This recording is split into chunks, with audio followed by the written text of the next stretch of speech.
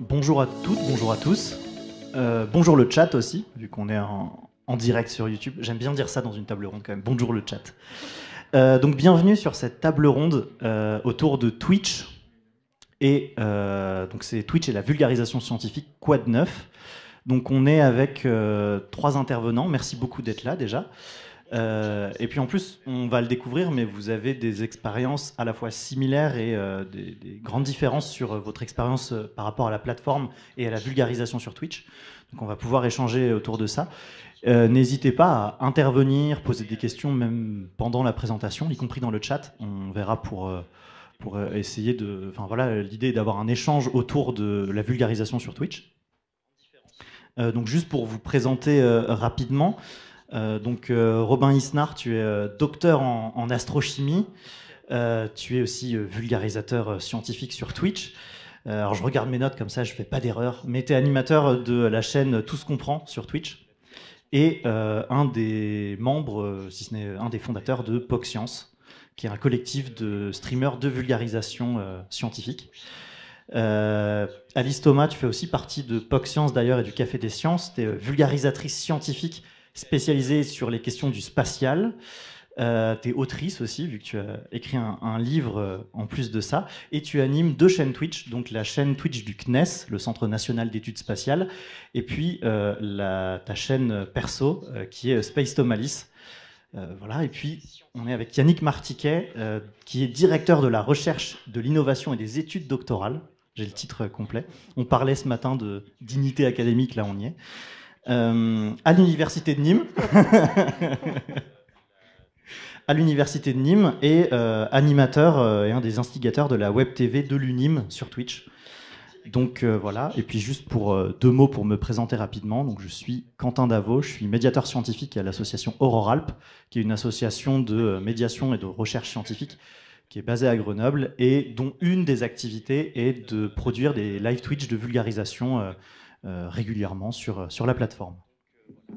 Donc déjà, je voulais vous poser une première question pour commencer l'échange, qui est une question un peu évidente qu'on a vue ce matin aussi, mais qui en même temps permet de bien cerner d'où vous venez. C'est pourquoi venir sur Twitch. Je pense qu'on peut commencer par toi, Robin, parce que tu as aussi une expérience de streamer au début. Donc pourquoi Twitch? Et pourquoi de la vulga sur Twitch? Je vais essayer d'être court parce que sinon je vais raconter toute ma vie et ça va être un peu chiant. Twitch, en tant que nouveau média par rapport à YouTube, je pense. En tout cas, pour moi, ça a été ça. J'ai découvert, comme beaucoup, la vulgarisation sur YouTube avec des grands noms de la vulga YouTube, comme Y Penser, Dirty Biology, Science Étonnante, pour ceux qui connaissent un petit peu. Et donc des gens très inspirants parce qu'ils ont progressé très rapidement sur YouTube en ayant beaucoup d'abonnés, en faisant beaucoup de vues. Donc quand on est un jeune scientifique qui essaye de faire de la médiation, ça inspire. Donc c'est tout de suite ça qui m'a donné envie de faire de la médiation. En fait, j'ai commencé sur YouTube avec une chaîne qui s'appelait Tout se transforme, qui faisait de la vulgarisation en chimie. Aujourd'hui, elle est plus active. Elle a même été renommée Robin Isnard. Enfin, bon, bref, c'est pour vous dire le rapport que j'ai à YouTube aujourd'hui est un peu conflictuel. Mais donc voilà, en fait, j'avais tenté de la vulgarisation YouTube dans mes premières années de thèse. Donc ne faites pas ça parce qu'on n'a pas le temps en thèse. Donc, ou peut-être essayer d'autres formes de vulgarisation pour commencer. Il y a beaucoup d'opportunités pour vulgariser ces recherches de manière générale. Mais bon, bref, c'est une parenthèse. Et donc c'était quand même une bonne expérience de découvrir la vulgarisation via YouTube, mais c'est beaucoup de travail parce que sur YouTube, il faut faire le montage, faut faire le tournage, le montage, l'écriture, la communication sur les réseaux sociaux, j'en passe. Et en fait, en parallèle de ça, je suivais Twitch en tant que viewer, en tant que consommateur. J'adorais regarder ce que proposent les gros streamers sur Twitch en divertissement. J'ai suivi Zerator, en particulier dans ses toutes premières années de stream, avant qu'il soit sur Twitch même. Donc c'est pour moi un personnage très inspirant, Zerator, au niveau de son histoire, ce qu'il a réussi à faire et à monter en termes de projet sur la plateforme. Et donc, il y a un moment, en fin de ma thèse, je me suis dit, mais attendez, Twitch, c'est un des seuls réseaux sociaux qui n'avait pas encore une fibre éducative. Pourquoi pas essayer d'exploiter ce que peut offrir aussi Twitch? Et donc, je me suis lancé un peu Comme ça, sans avoir de repères de référence en fait, hein, puisque j'ai fait partie des premiers avec quelques copains fin 2019. Donc là, en novembre, ça va faire 5 ans que je suis sur Twitch. Donc j'ai vu aussi le début de la création de cette activité-là et son évolution avec ces différents acteurs. Voilà, je vais m'arrêter là, on pourra poursuivre après parce que j'ai déjà trop parlé. 2019, je précise, c'est important parce que dans l'histoire de la plateforme, c'est avant le Covid. Oui, quelques mois avant le confinement, ouais. Qui a vu exploser les statistiques de la plateforme et le nombre de viewers dessus. Donc tu es un ancien en plus de la vulgarisation sur Twitch. Ouais, je fais partie des pionniers, effectivement. Et sans vouloir trop me jeter des fleurs, je fais partie des rares qui n'a pas jeté l'éponge, enfin qui essaye tant bien que mal de garder la motivation pour continuer de produire et voir si il n'y a pas la lumière au bout du tunnel, on va dire. Donc, alors que j'ai vu plein de copains autour qui ont arrêté plus ou moins définitivement. Mais bon, ça sera d'autres. On y reviendra parce que c'est une des questions super importantes en plus sur la pérennité et la précarité aussi du métier de streamer et notamment streamer de vulgarisation. Alice, tu veux la réponse Alice ou la réponse CNES ou les deux? Justement, ce qui est intéressant, je pense, c'est les deux, vu que tu animes 2 chaînes Twitch très différentes.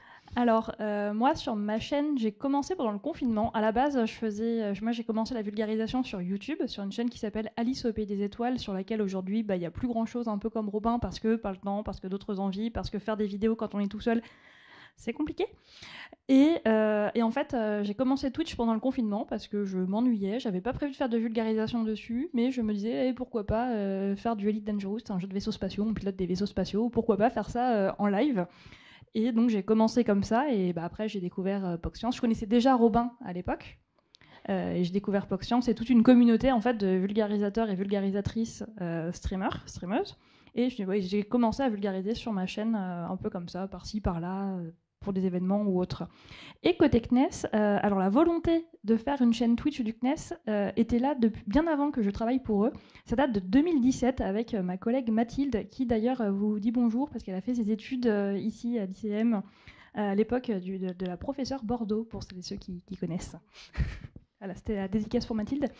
Et donc voilà, Mathilde voulait faire déjà une chaîne Twitch pour le CNES. Elle voulait vulgariser les lanceurs, les fusées, avec du Kerbal Space Program, qui est un jeu où on construit des vaisseaux spatiaux. Et bon, ça s'est pas fait parce que pas le temps, parce que pas le budget, parce que plein de choses. Et vient là aussi le confinement. Et il y avait les mardis de l'espace. Donc les mardis de l'espace, c'est un mardi par mois dans une brasserie. Des scientifiques, des ingénieurs qui se réunissent avec un animateur et qui font un peu une espèce de table ronde et qui vulgarisent leur sujet. Il y a un thème par mois avec un animateur et le public peut poser des questions, etc. Vient le Covid, vient le confinement, les mardis de l'espace dans les bars, c'est plus possible. Et vient Michel Viseau, qui était exobiologiste au CNES, que Robin connaît bien aussi. Lui voulait faire son mardi de l'espace, a dit pourquoi on ferait pas un mardi de l'espace sur Zoom, parce que c'était très en vogue de faire des trucs sur Zoom. Et là Mathilde, non, on va pas faire ça, on va faire un mardi de l'espace sur Twitch. Et donc la chaîne Twitch du CNES a été créée à la base pour ces mardis de l'espace une fois par mois, et puis après ça s'est développé et je suis arrivée un peu après et maintenant on développe ça beaucoup plus. Voilà.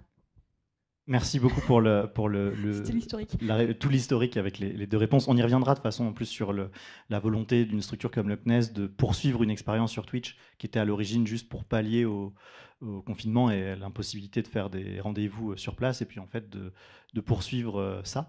Et puis on a donc Yannick. Il y a mon micro aussi, s'il faut. Yannick donc Martiquet, tu es la dignité académique. Tu es la dignité académique.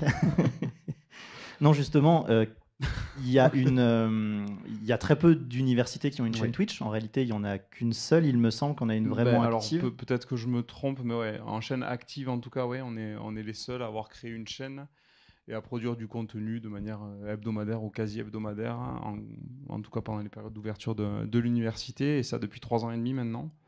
Donc nous, on a créé la chaîne au sortir du Covid. On était vraiment dans au moment du 2e confinement, je crois, je ne sais plus exactement.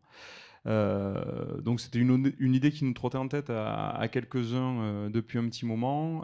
Moi, j'étais directeur de la recherche depuis assez peu de temps. Et se poser la question notamment de comment trouver le bon objet audiovisuel pour nous pour diffuser les recherches de l'université de Nîmes. Et donc l'idée, c'était d'avoir peut-être une démarche un peu innovante aussi, qui ne se retrouve pas partout ailleurs, parce qu'on aime bien ne pas faire ce que fait tout le monde à l'université de Nîmes. C'est un petit peu voilà, c'est un peu notre identité aussi, de se poser des questions, essayer d'avoir une démarche innovante. Alors il y a plein de choses qui ne marchent pas dans ce qu'on fait aussi, mais c'est pas grave, on essaie. Et puis on garde ce qui marche. Et donc voilà, la plateforme Twitch permet de faire des streams beaucoup plus longs, enfin en gros des formats vidéo beaucoup plus longs, d'avoir du direct aussi. Alors le direct, l'intérêt c'est qu'il y a de la spontanéité, on peut jouer avec ça, il y a plein de choses très sympas à faire, mais c'est aussi qu'il n'y a pas besoin de montage pour avoir du matériau disponible derrière. Et nous on est un petit établissement et c'était extrêmement compliqué de se dire toutes les semaines on va vouloir une vidéo sur la recherche.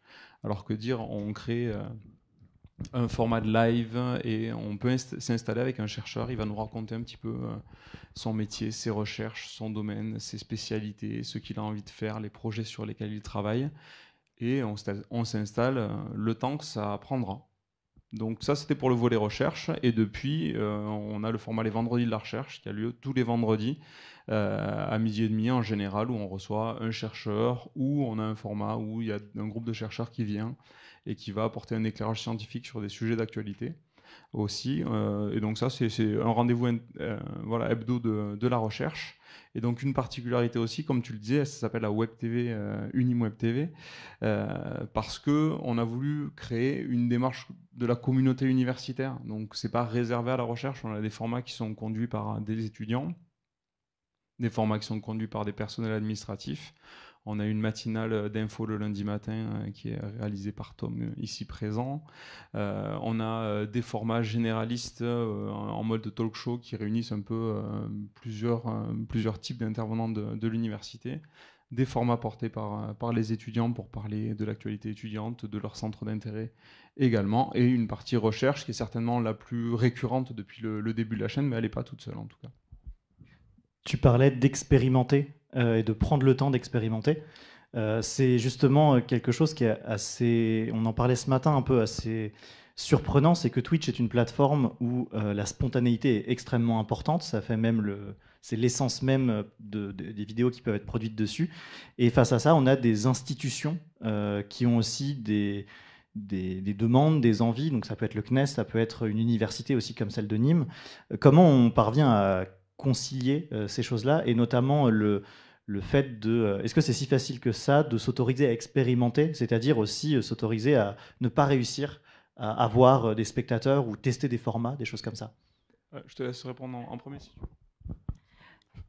Côté CNES, on a pas mal de liberté en vrai. Le CNES va beaucoup sur les nouvelles plateformes, genre le CNES est sur TikTok, sur Instagram aussi depuis un moment, etc.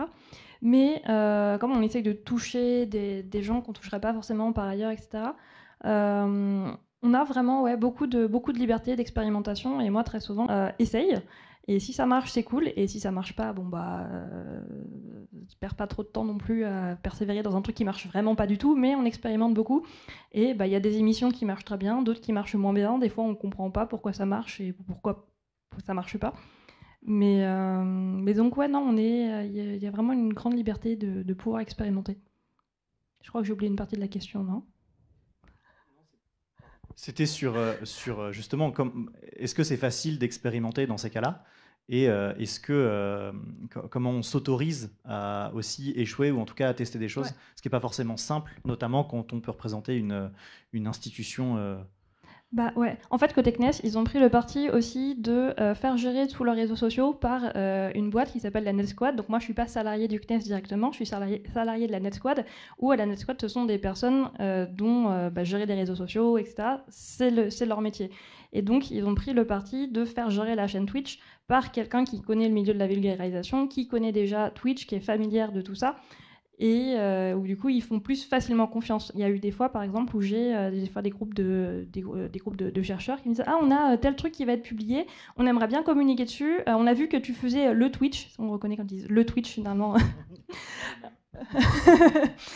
Du coup on aimerait bien faire un Twitch, mais nous on n'y connaît rien, mais on aimerait bien parler de nos sujets.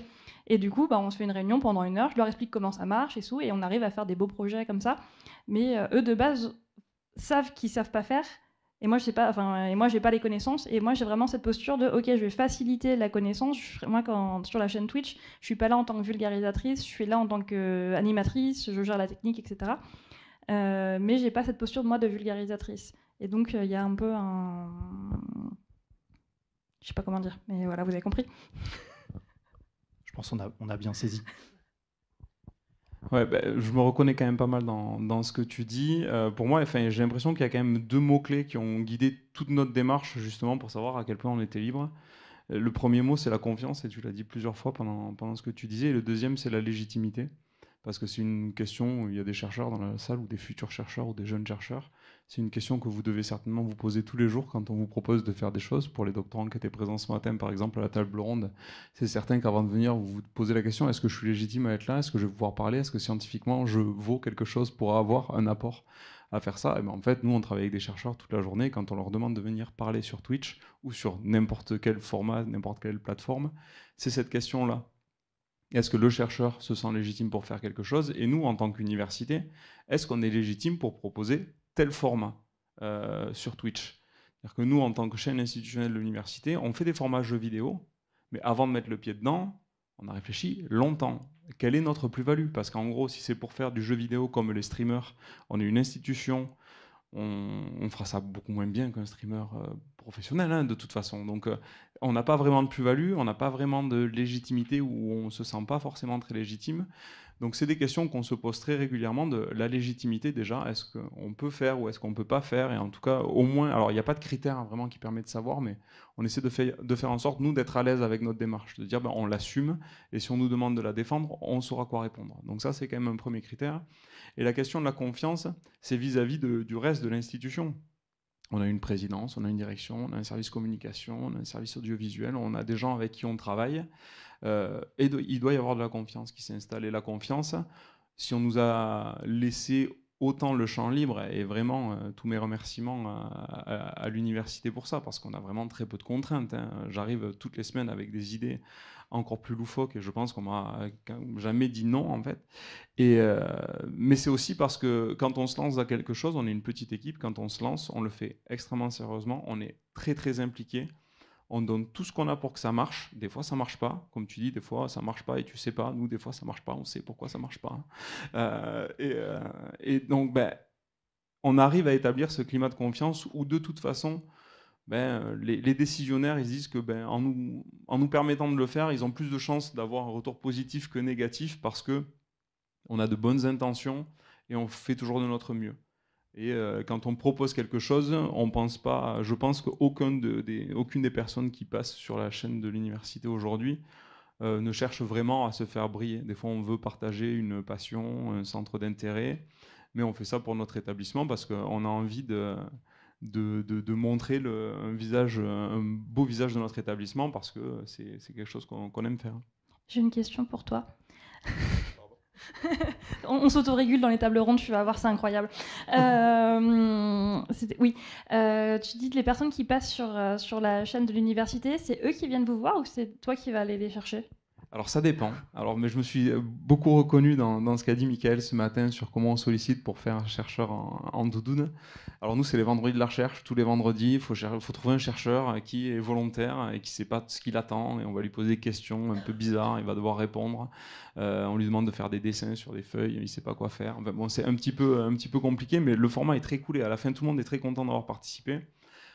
Alors au début, j'ai évidemment fait un mail institutionnel à la communauté des chercheurs de l'université en disant voilà, les vendredis de la recherche vont arriver, nous vous invitons tous à participer, donnez-nous vos dispos. Évidemment, j'ai pas eu de retour.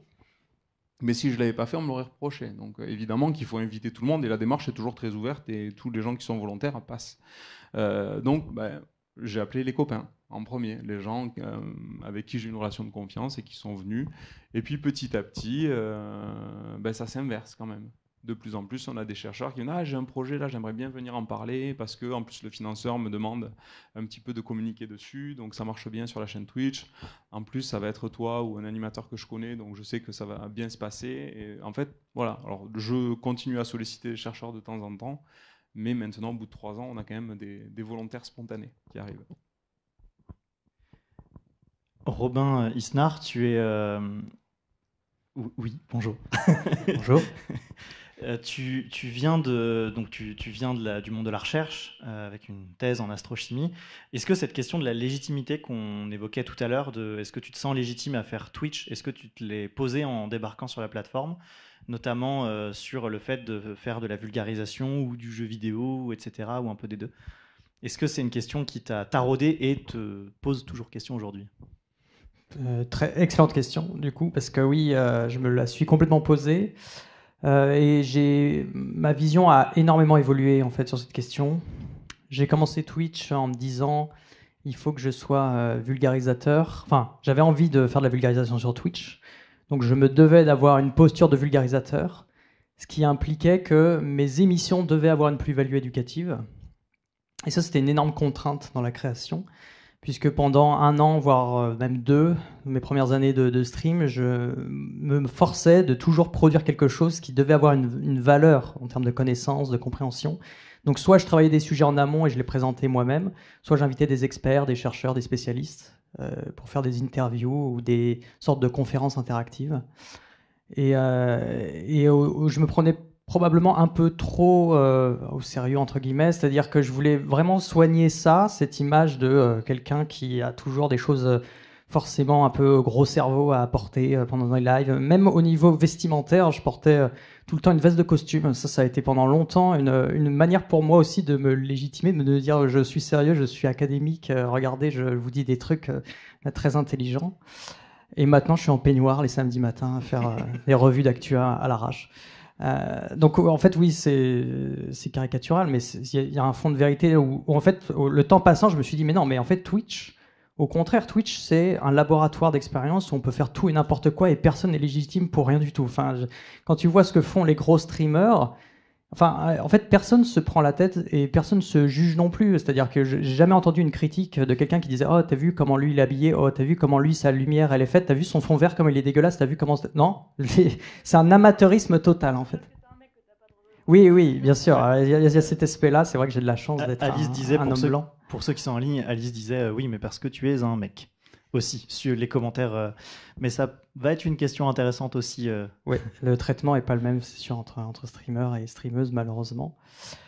Et donc, moi, quelque part, j'ai beaucoup évolué sur le fait que Twitch, c'est un peu la plateforme de l'amateurisme, pour le coup. Et les gens, sauf quand on est une femme, malheureusement, en général, ne jugent assez peu sur la forme et le fond. Parce que en fait, c'est surtout une plateforme de divertissement et en fait, les gens vont mettre en avant plutôt vont valoriser plutôt les qualités d'animation qu'on peut avoir, les qualités de faire des blagues, d'entraîner les viewers avec nous dans notre univers, de partager des anecdotes de vie.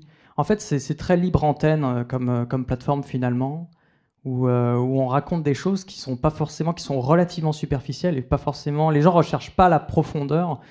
Et contrairement à ce que je pensais quand j'ai commencé en me disant les gens vont adorer que je leur raconte des trucs vraiment très rigoureux sur le plan scientifique, non, pas du tout. C'est pas ce que la plateforme produisait à la base et c'est pas ce que les gens, en tout cas la majorité le profil du viewer moyen recherche. C'est pour ça que j'ai changé beaucoup ma vision et aussi mon rapport à la plateforme et la teneur même de mes émissions qui sont quand même maintenant moins travaillées sur le plan de la rigueur scientifique. Ça ne veut pas dire qu'il n'y en a pas du tout, mais on est sur quelque chose de plus flexible où on peut même prendre le temps de vérifier nous-mêmes en live les informations, échanger avec la communauté et voir qu'est-ce qui est vrai, qu'est-ce qui est faux dans ce qui est dit, soit par moi, soit par le chat. Voilà, pour répondre à la question, la légitimité pour moi, il n'y a pas à se mettre la pression, produisez ce que vous aimez, ce qui vous représente et les valeurs que vous voulez diffuser. Et après, voyez ce que ça donne, quoi. Et avec la communauté, construisez quelque chose. Est-ce que au niveau d'une université, justement, on parvient facilement, alors on a vu déjà des choses ce matin avec justement le chercheur en doudoune, des initiatives comme ça, est-ce qu'on parvient facilement à adapter les personnes qui vont venir, donc les chercheurs, les scientifiques par exemple qui interviennent, à faire en sorte qu'ils se sentent chez eux sur cette plateforme et que le contenu soit adapté justement à ce que viennent chercher les viewers, à ce que viennent chercher les spectateurs de Twitch? Est-ce que c'est quelque chose qui demande beaucoup de logistique, de temps de préparation, ou au contraire ça se fait plutôt naturellement? Ouais, alors c'est une question qui sonne très particulièrement pour nous parce que effectivement, bon, nous, la chaîne, on a la chance aujourd'hui d'avoir une personne qui a la moitié de son temps de travail dédié à la chaîne de l'université, mais c'est tout. Tout le reste, on fait ça sur notre bonne volonté. En plus des missions qui nous incombent et qui sont déjà très nombreuses et variées. Donc une des clés pour nous, pour en fait que la chaîne soit pérennisée et qu'elle continue de vivre, c'est d'arriver à créer des formats qui vivent un peu tout seuls. Donc des fois, ça manque un peu d'innovation peut-être, mais en gros, moi, un vendredi de la recherche, je sais que je vais avoir 4-5 rubriques qui vont être les mêmes pour tous les vendredis de la recherche. Ce que je demande aux chercheurs, c'est de venir et de quasiment rien préparer parce que les questions qui vont lui être posées vont l'être par rapport à son parcours, par rapport à ses projets de recherche actuels. Donc, c'est des données dont il dispose. Il n'a pas besoin de préparer pour savoir sur quel projet il travaille et dans quelle discipline il est et quel a été son cursus universitaire et son parcours pro. Donc, on essaie de créer des vraies rencontres entre un public et un chercheur, tout en essayant de rester sur une organisation logistique la plus légère possible, parce que si ça avait été lourd à mettre en place, on n'aurait pas pu le tenir. En fait. On aurait dû abandonner les formats. Parce que le vendredi, quand je passe d'une réunion budget à un point contrat, un point avec des doctorants, puis une organisation de la nuit des chercheurs, et entre midi et deux, on fait une pause, on fait un live, c'est pas grave, mais si le live, il faut le préparer pendant 3 heures avant, ben, ça ne rentre plus dans le format. Et je suis pas seul à m'en occuper, hein. Il y a des gens qui m'aident et qui mettent en place et qui font la régie et qui s'occupent de tout, mais ces gens-là aussi sont un peu dans les mêmes contraintes, on n'a pas les mêmes agendas. Donc oui, donc nous, est-ce que c'est lourd? Pas tant que ça, parce qu'on a fait en sorte que ça ne le soit pas. Après, est-ce que les chercheurs s'adaptent à la plateforme? Pas tous de manière idéale non plus, mais on est là pour les accompagner au mieux, et puis pour essayer de faire le lien avec le chat. On n'a pas forcément, nous, eu cette démarche de dire on va aller faire forcément exactement ce qu'on trouve déjà sur Twitch, puisqu'on savait qu'on le ferait moins bien que les autres. Donc on a fait quelque chose qui nous ressemblait en s'adaptant à Twitch, c'est-à-dire un format très décontracté où on va discuter avec le chercheur, on plaisante avec le chercheur, on s'interrompt, je pose des questions, je coupe la parole, enfin un format beaucoup plus dynamique, mais on ne fait pas du jeu vidéo sur les vendredis de la recherche par exemple. Donc on a fait un pas vers la plateforme sans s'adapter complètement, et puis avec certains chercheurs ça se passe extrêmement bien, il n'y en a aucun avec qui ça se passe vraiment mal, hein. Mais d'autres s'adaptent un peu moins facilement et restent dans des postures de présentation un peu plus académiques. Mais ça, c'est la dignité académique qui le fait certainement. Et au niveau du CNES, justement, il y a vous jouez un peu sur les deux tableaux, avec à la fois des émissions qui sont parfois un peu techniques sur la vulgarisation, et puis des émissions très grand public, notamment où vous allez inviter d'autres streamers. Je pense à une émission que vous aviez fait avec le joueur du grenier, justement sur Kerbal Space Program, sur ce jeu où on lance des fusées, et en l'occurrence, le joueur du grenier a plutôt tendance à les cracher. Voilà. Et il était critiqué en direct, il était assisté en direct aussi par de vrais ingénieurs du CNES. Déjà, est-ce que tu peux nous raconter un peu cette expérience? Ouais. Et comment vous parvenez à jouer sur ces deux tableaux et satisfaire ces différents publics finalement qui viennent vous voir? Donc ouais, côté CNES, effectivement, on a différents formats. Celui qui revient le plus souvent, c'est des tables rondes à distance où tout le monde est sur Zoom. Où ça, côté technique, c'est relativement facile à faire. Moi, je gère tout depuis ma régie à Paris. Et les ingénieurs, les intervenants peuvent être à Toulouse, en Guyane, n'importe où, dans leur chambre. Peu importe, ils ont juste à se libérer pendant 1h30 pendant l'émission. 1 heure en amont quand même dans la semaine qui précède pour qu'on prépare un peu le fil conducteur, etc. Mais là, voilà, c'est pas tout à fait académique non plus, parce que moi, j'ai un fil conducteur, je sais globalement où je veux aller, mais peut-être que les questions du chat vont faire qu'on va partir dans une autre direction, je sais pas. Mais voilà, c'est un format comme on est en train de faire là tous les 4. Avec le chat aussi, en plus il y a le chat aussi, mais voilà, à distance sur Zoom, et ça, voilà, ça marche plus ou moins bien selon les intervenants, selon leur volonté et tout. Et effectivement, des fois, on a des trucs complètement différents. On essaye de développer pas mal de gaming, effectivement. On aimerait bien développer quelque chose avec, par exemple, un soir par semaine, un ingénieur qui joue un jeu de l'espace, et juste qui joue et un ingénieur streamer, quoi, juste qui joue en commentant. Ça s'est pas encore fait de manière régulière, mais je ne perds pas espoir. Et sinon, oui, effectivement, on a fait une grosse collaboration avec Joueurs du Grenier parce qu'on on voulait faire un challenge sur le jeu Kerbal Space Program où le but c'était de reproduire une mission. Enfin, fallait faire décoller un truc, le faire atteindre une certaine altitude et le faire se reposer en un seul morceau dans une zone à peu près délimitée. Et c'est un challenge qui était ouvert à tout le monde. On a travaillé aussi avec Kerbal Space Challenge, qui est est-ce que c'est une association, un groupe, des gens, un collectif qui joue beaucoup à ce jeu et qui organise régulièrement des challenges, qui s'entraident, etc. Donc on a travaillé avec eux pour faire un challenge qui soit possible, qui soit réaliste et tout. Et histoire que ça fonctionne quand même un petit peu, et ben on est allé chercher des collaborations. Donc celle avec Joueurs du Grenier, qui avait déjà le fameux professeur Henri Muller, dont vous avez peut-être déjà entendu parler, et le centre spatial de Toulouse-Matabio, et l'effet saucisse, voilà. Et donc, en fait, le challenge a été annoncé sur sa chaîne à lui, où, en fait, il a essayé de faire le challenge, avec plus ou moins de succès.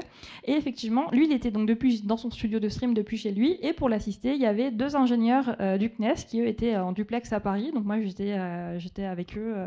On s'était fait un petit décor à la Net Squad avec des posters et tout. C'était très marrant à faire.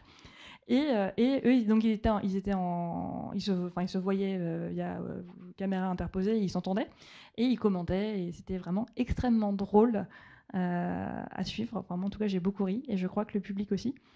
Et ouais, non, ça a plutôt bien marché. Et même le challenge, on a eu pas mal de participation parce que c'est un jeu qui est quand même très de niche, très spécifique. On s'attendait à ce que le grand public ne réponde pas forcément. Et en fait, on a eu quand même pas mal de participation. On a des gens qui ont fait le challenge en live aussi, des petits streamers qui ont essayé de le faire en live et tout. Et ça a bien marché. Et on a fait la remise des prix, cette fois-ci sur la chaîne du CNES, où Joueur du Grenier est revenu pour faire la remise des prix en tant que professeur Henri Muller. Et voilà, et il y a des best-of qui existent. C'est vraiment très drôle. Et au passage, ça naît de la vulgarisation, parce que ce qui était super chouette en fait dans cette émission d'annonce du challenge, c'est que donc Joueur du Grenier essayait de faire le challenge, mais on l'avait mis avec 2 ingénieurs, et en fait lui il est passionné de spatial, il y connaît pas forcément grand chose, mais il adore ça, il avait plein de questions, et vraiment, enfin moi j'avais rien à faire si faire des clips, mais vraiment ça roulait tout seul, et il leur a posé plein de questions, et même les ingés étaient super contents, et il y a vraiment eu un échange qui s'est fait, et c'était vraiment très enrichissant, et on a touché une audience qu'on n'aurait pas eu, parce qu'on a eu l'audience de Joueurs du Grenier. Je sais pas si cette audience a retenu tout ce qui s'est raconté, mais maintenant cette audience est au courant que il y a une agence spatiale en France et que ça s'appelle le CNES, et rien que ça, c'est déjà beaucoup, parce que tout le monde connaît la NASA, mais personne ne connaît le CNES. Merci beaucoup pour le retour. Robin, tu parlais lors d'un live, alors c'était sur World of Warcraft, mais je sais que les gens t'en parlent un peu, visiblement ça a marqué. Je place le nom de ce jeu justement pour montrer que on est sur Twitch et que même dans un jeu vidéo qui en apparence n'a rien à voir, il peut y avoir des discussions super profondes sur certaines choses. Et tu parlais justement de l'hétérogénéité de ton public avec des spectateurs qui venaient voir des choses très différentes et qui n'avaient pas forcément les mêmes attentes. Et tu parlais de cette notion de où est-ce qu'on place le curseur entre divertir et instruire, ou en tout cas vulgariser. Est-ce que tu as une réponse à cette question, et en tout cas qu'est-ce que ça t'inspire, ce genre de pensée, quand tu en discutes avec ton chat justement? Ouais, c'est une réflexion que j'ai eue et qui me travaille depuis des années, parce que en fait répondre à cette problématique de comprendre qui est-ce qu'on touche, une fois qu'on a identifié justement le public, on peut être à même de mieux adapter son contenu pour encore plus satisfaire les besoins du public et donc éventuellement toucher plus de personnes. Parce que la question du public moyen sur Twitch, elle se pose, et quand on produit de la vulgarisation, moi ce que j'ai remarqué avec les années qui passent, c'est que les premières personnes que j'ai touchées, qui sont encore touchées, qui me suivent, c'est surtout des gens, comme on l'avait dit dans la présentation justement de Thomas, que c'est des gens qui sont déjà renseignés. En fait, c'est déjà des gens qui sont intéressés par la vulgarisation. Ils viennent pour, en général, approfondir, ou ils viennent même pour, des fois, étaler un peu leur science. Alors, du coup, c'est problématique parce que ça renforce le côté exclusif du chat. Et moi, je pense que la meilleure manière de toucher plus de monde, c'est d'être inclusif. Et il y a une sorte d'élitisme qui se crée, malheureusement, dans cette manière dont on a de parler de science. C'est-à-dire que si on produit trop, ça c'est mon point de vue, si on produit trop des lives à caractère éducatif où on invite à chaque fois des érudits, des chercheurs, des pontes, qu'on reste un peu dans des formats académiques, on va attirer des gens qui s'intéressent à l'académique, qui sont déjà dans le milieu, et le chat va être rempli de personnes qui vont être des savants sachants, qui vont mettre dans l'ambiance, dans le chat, une ambiance vraiment trop élitiste. Et là, le viewer moyen qui s'intéresse plutôt aux jeux vidéo, au divertissement, va avoir tendance à fuir, en fait, parce qu'un viewer, pour rester, ça a besoin de s'identifier. S'identifier soit aux streamers, soit aux spectateurs aussi. Parce qu'il y a des viewers qui restent parce qu'ils adorent échanger avec les autres dans le chat, pas forcément pour le streamer, mais pour l'échange qu'il y a dans le chat. Mais s'ils voient qu'ils n'arrivent ni à s'identifier aux streamers, parce que ça fait tout de suite gros cerveau, ou ni au chat non plus, parce que c'est pareil, c'est des discussions trop techniques, ils s'enfuient. Donc moi, depuis ces dernières années, j'essaye de changer cette étiquette qui me colle à la peau, cette étiquette de streamer un peu, qui a commencé avec des émissions beaucoup trop techniques, je le pense, pour le public moyen, en proposant entre autres du jeu vidéo, comme tu le dis, et à force de m'ouvrir des formats un peu plus light en termes de contenu éducatif, où on laisse plus la parole au just chatting, au fait d'échanger sur un peu tout et n'importe quoi, il y a d'autres communautés qui commencent à prêter une oreille en se disant tiens, il raconte des choses un peu plus accessibles, je vais voir ce qu'il peut raconter après sur la science. Et après, donc progressivement, j'ai vu apparaître dans ma communauté deux profils très caricaturaux de viewers. D'un côté, je distingue les gens qui sont déjà des connaisseurs des sujets, qui viennent là pour approfondir, ceux qui ont été les premiers à me suivre, et de l'autre, des gens qui clairement sont curieux, qui sont un peu néophytes sur les sujets, qui ne connaissent pas, mais qui ont le courage au moins de prêter un petit peu d'attention. Et je pense que, en tout cas, là, très récemment, j'ai lancé une sorte de dynamique, d'un système un peu communautaire au sein de ma chaîne. Je vais voir si ça va prendre ou pas du tout. C'est très expérimental et empirique, mais j'aimerais bien me servir des gens qui ont un peu plus de connaissances dans le chat pour faire de la vulgarisation aussi. En fait, je pense qu'on va exploiter Twitch dans son potentiel interactif et dans le fait qu'en fait ton chat peut être aussi bon vulgarisateur que toi, en fait. Et il faut faire une vulgarisation horizontale, contrairement à la vulgarisation sur YouTube qui est verticale, où vous avez un sachant qui transmet le savoir vers le bas. Je pense que la meilleure vulgarisation qu'on peut faire sur Twitch, c'est au niveau horizontal, où ok, moi je peux apporter des choses, mais je connais quelque chose en astrochimie, mais le reste des domaines, je suis éclaté au sol, je peux pas m'improviser expert de tous les sujets, bien sûr. Donc c'est là où le chat peut avoir une plus-value extrêmement importante, et si j'arrive à identifier dans ma communauté spécifiquement les viewers qui en connaissent plus que d'autres, et ces viewers-là, je sais que je peux faire appel à eux, je peux leur faire confiance pour qu'ils accompagnent aussi les gens dans le chat, en fait. Et si on arrive à créer cette dynamique entre des gens qui savent moins et des gens qui savent plus, en assumant chacun son niveau de connaissance, et c'est pas un jugement que de dire ça, parce que on est tous lignaires de quelqu'un d'autre, il y a toujours quelqu'un de plus expert que nous sur tous les sujets. Donc il faut juste assumer ça, et une fois que c'est assumé, on peut commencer à créer quelque chose, un échange, une dynamique, qui va peut-être réussir à gagner en inclusivité, et donc gagner en popularité, quoi. Enfin, du moins, ça, c'est mon raisonnement théorique que j'ai mûrement réfléchi et qui va peut-être pouvoir aboutir avec mon nouveau système. C'est tout récent, donc à voir ce que ça donne sur du moyen long terme. On a ça déjà un peu sur la chaîne du CNES où, selon les émissions, j'ai pas forcément le temps de prendre toutes les questions du chat, ou alors j'ai des intervenants qui parlent beaucoup et c'est pas facile de caser beaucoup de questions du chat si je veux finir en 1h30, parce que pour le coup, une des spécificités de Twitch, c'est qu'on s'en fiche un peu du format. Genre, toi, c'est ce que tu racontes. Tu l'as pas encore dit pendant la table ronde, mais je t'ai déjà entendu le dire plusieurs fois. Nous, on commence un live le vendredi à midi. Si ça finit à 16h, ça finit à 16h, c'est pas grave. Moi, j'ai mes intervenants souvent qui sont on fait ça sur le temps du midi, qui ont des réunions, qui ont toujours plein de trucs. Donc si je leur dis ça dure 1h30, faut que ça dure 1h30. Et bon, ça c'est un peu dommage des fois, mais bon, c'est comme ça. Donc, des fois, j'ai pas le temps de prendre toutes les questions. Mais dans le public du CNES, justement, on a un peu tous les niveaux. Et très souvent, on a des gens qui connaissent plus, qui répondent aux questions sans qu'on leur demande. Moi, j'interagis pas forcément, mais il y a déjà cette dynamique des modérateurs, mais pas que, mais des pseudos qu'on connaît, qui reviennent plus régulièrement, qui répondent aux questions de ceux qui posent des questions. Et je trouve ça beau. Il y a un autre élément que je voulais souligner là-dessus dans ma réflexion. Je ne sais pas ce qu'elle vaut parce que j'ai pas fait, contrairement aux présentations qu'on a vues ce matin, j'ai pas fait des recherches approfondies. C'est juste des sentiments empiriques de ce qui se passe sur la plateforme.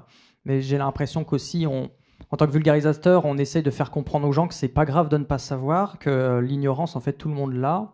Et on se bat un peu contre le système éducatif parce que à l'école, j'ai quand même l'impression qu'on condamne l'ignorance et qu'on va justement faire comprendre aux élèves que si ils ne savent pas, ils ont des mauvaises notes, donc ne pas savoir est un problème. Alors qu'en fait, le problème, c'est pas de savoir, c'est pas de ne pas savoir, c'est de vouloir rester ignorant. Le problème, en fait, c'est de se complaire dans une forme d'ignorance et de croire savoir. Bon, bref, ça, je pars un peu trop loin, mais je pense que sur Twitch, du coup, les viewers ont encore plus de mal à dire clairement dans le chat. Je ne sais pas. Parce qu'en fait, c'est une honte d'écrire publiquement dans un chat que tout le monde peut regarder. Je ne sais pas, tu peux réexpliquer s'il te plaît, quoi. Et parce que, entre autres, le système éducatif nous a mis dans la tête que l'ignorance était problématique, alors qu'en fait, on est tous ignorants de tout un tas de sujets et qu'on devrait tous s'entraider pour l'être un petit peu moins dans le monde, quoi. Voilà. Est-ce que dans ton chat, tu as déjà vu, par exemple, des personnes qui essayaient de comprendre, disaient je sais pas, ou je comprends pas en tout cas, et est-ce que tu as vu que ça pouvait, par exemple, susciter un agacement chez d'autres ou une impatience, ou au contraire, tu vois plutôt de l'entraide avec des personnes qui viennent spontanément expliquer, essayer de paraphraser pour trouver une autre manière de le dire? Non, les gens sont plutôt bienveillants, c'est plutôt de l'entraide, ouais, plutôt que les gens viennent pas pointer du doigt. Non, heureusement, la communauté globalement n'accuse pas les autres de ne pas savoir et au contraire, ils trouvent que c'est un gage d'humilité. Donc ils se disent, on va t'aider à mieux comprendre. Après, moi, je peux faire des efforts, je peux répéter plusieurs fois, je peux paraphraser ce que je dis pour essayer de rendre plus accessible. Mais au bout d'un moment, des fois, il y a un tel écart qu'il y a des viewers qui finissent par me dire, en fait, non, j'y arrive pas, laisse tomber, continue ton stream. Mais en fait, moi, ça me fait penser un petit peu, c'est vraiment l'offre de pédagogie. Quand tu es face à un groupe, tu donnes un cours à des étudiants de première année, tu en as certains qui sont déjà un peu intéressés à un sujet, donc tu vas avoir sur 80 élèves, tu vas en avoir 3, 4, 5, peut-être une dizaine qui vont être un peu érudits sur le sujet, et il y a cette espèce d'effet miroir grossissant aussi, parce que du coup, toi, tu n'as pas envie que tes élèves ils s'ennuient. Donc quand tu en as 2-3 qui commencent à te challenger un petit peu, à te demander d'aller un petit peu plus loin, tu as tendance naturellement à hausser ton niveau. Quand tu es jeune enseignant, tu as tendance à hausser ton niveau. Et la conséquence de ça, c'est que du coup, tu deviens inaudible pour 80% de ta promo.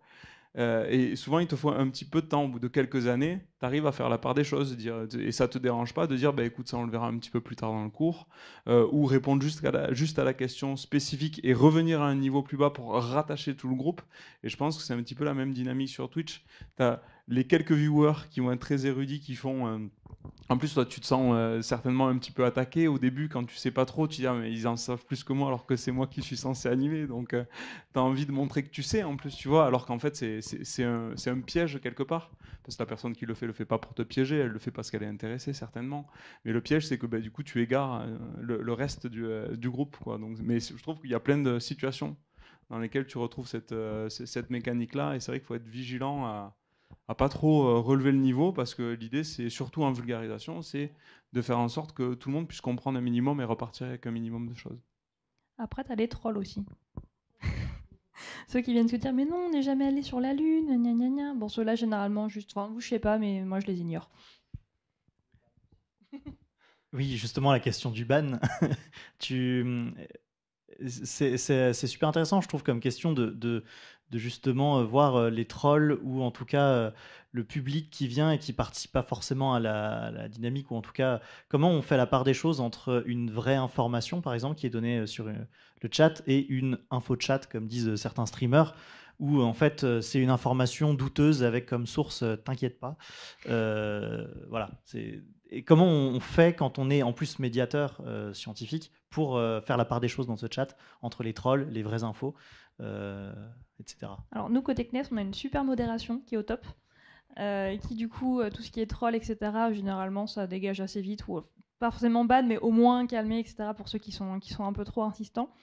Et après, sur la chaîne du CNES en soi, la vulgarisation n'est pas si horizontale que ça. Autant moi sur ma chaîne, effectivement, je vais faire comme Robin, je vais pouvoir vraiment prendre le temps, on va chercher ensemble les informations du chat, voir si c'est fiable ou pas. Sur la chaîne du CNES, on n'a pas forcément le temps de faire ça sur nos créneaux d'1h30 sur les tables rondes. Donc le chat est là pour poser des questions, mais c'est pas le chat qui va nous apprendre des choses. Ou alors des fois, je sais qu'il y a des pseudos que je connais, je sais exactement qui c'est. Ils mettent une information, par exemple, il y a quelqu'un qui pose une question. Ou quelqu'un autour de la table qui dit ah ça je sais pas, faudra vérifier l'information, et je vois que tel pseudo que je connais, je sais exactement qui c'est, a mis l'information, et ben j'ai oui, et bah un tel nous dit que c'était bien en 1985. En fait, ce niveau-là, on a la chance enfin, on a l'avantage du format live, c'est un format long, donc on peut tout vérifier à tout instant. Et souvent, l'intelligence collective, ça finit par marcher. C'est-à-dire qu'il va y avoir une info de chat qui est peut-être pas bonne. Si moi je la relève et je dis c'est vraiment en 1800 machin qui s'est passé ça, en fait tous les autres vont l'entendre et ils vont, comme je le pose surtout de la question, il y en a, ils vont naturellement vérifier parce qu'il y en a, ils sont fact-checkers, ils adorent, donc ils finissent par vérifier. Si personne ne vérifie, bah, moi-même je peux aller sur Wikipédia en une poignée de secondes et checker l'info, quoi. Après, ça dépend les sujets. Il y a des informations factuelles qui sont checkables rapidement. Il y en a d'autres qui sont plus le sujet d'études, un peu à débat, etc. Mais c'est pas un problème en soi parce que les gens vont se répondre dans le chat à coups de pavé en disant ah mais si, mais regarde, cette étude qui a montré ça. Après voilà, et moi souvent quand je vois des tonnes de pavés, je dis bon. J'ai pas de réponse sur finalement la question. Je vous laisse débattre dans le chat. On passe à la suite. Et puis comme ça, ils continuent leur discussion. C'est une manière de noyer le poisson un peu, mais en étant honnête intellectuellement, en disant là, on n'a pas d'informations sur le sujet, enfin d'informations très précises, quoi. Voilà. Donc en fait, il y a plein de manières un peu détournées au niveau de l'animation que tu peux mobiliser pour quand même faire un stream de qualité informationnelle correcte, en fait, sans prendre les premières intox du chat, quoi. Ouais, moi aussi j'ai déjà des discussions parallèles dans le chat où juste j'arrête de suivre. Ok, ils sont partis en mode dialogue, je sais même pas de quoi ils parlent, mais c'est pas grave, ils parlent entre eux, allez je continue, on avance. Ce qui est le cas du chat là, je crois aussi. Non, mais ça nous amène un peu à cette idée de vulgariser aussi la recherche et la science telle qu'elle se fait, en cherchant, en n'expliquant pas forcément des faits scientifiques ou des phénomènes, mais aussi en montrant comment il y a un débat d'idées dans le monde de la recherche. Est-ce que c'est quelque chose que vous faites beaucoup ? Est-ce que c'est l'essentiel de la vulgarisation que vous faites ? Vous expliquez comment ça fonctionne, la recherche ? Ou alors on est vraiment concentré sur les explications techniques sur que ce soit des phénomènes spatiaux ou les recherches d'un historien, par exemple, sur la Rome antique, mais pas forcément sur sa manière de travailler. Est-ce que c'est quelque chose que vous faites ?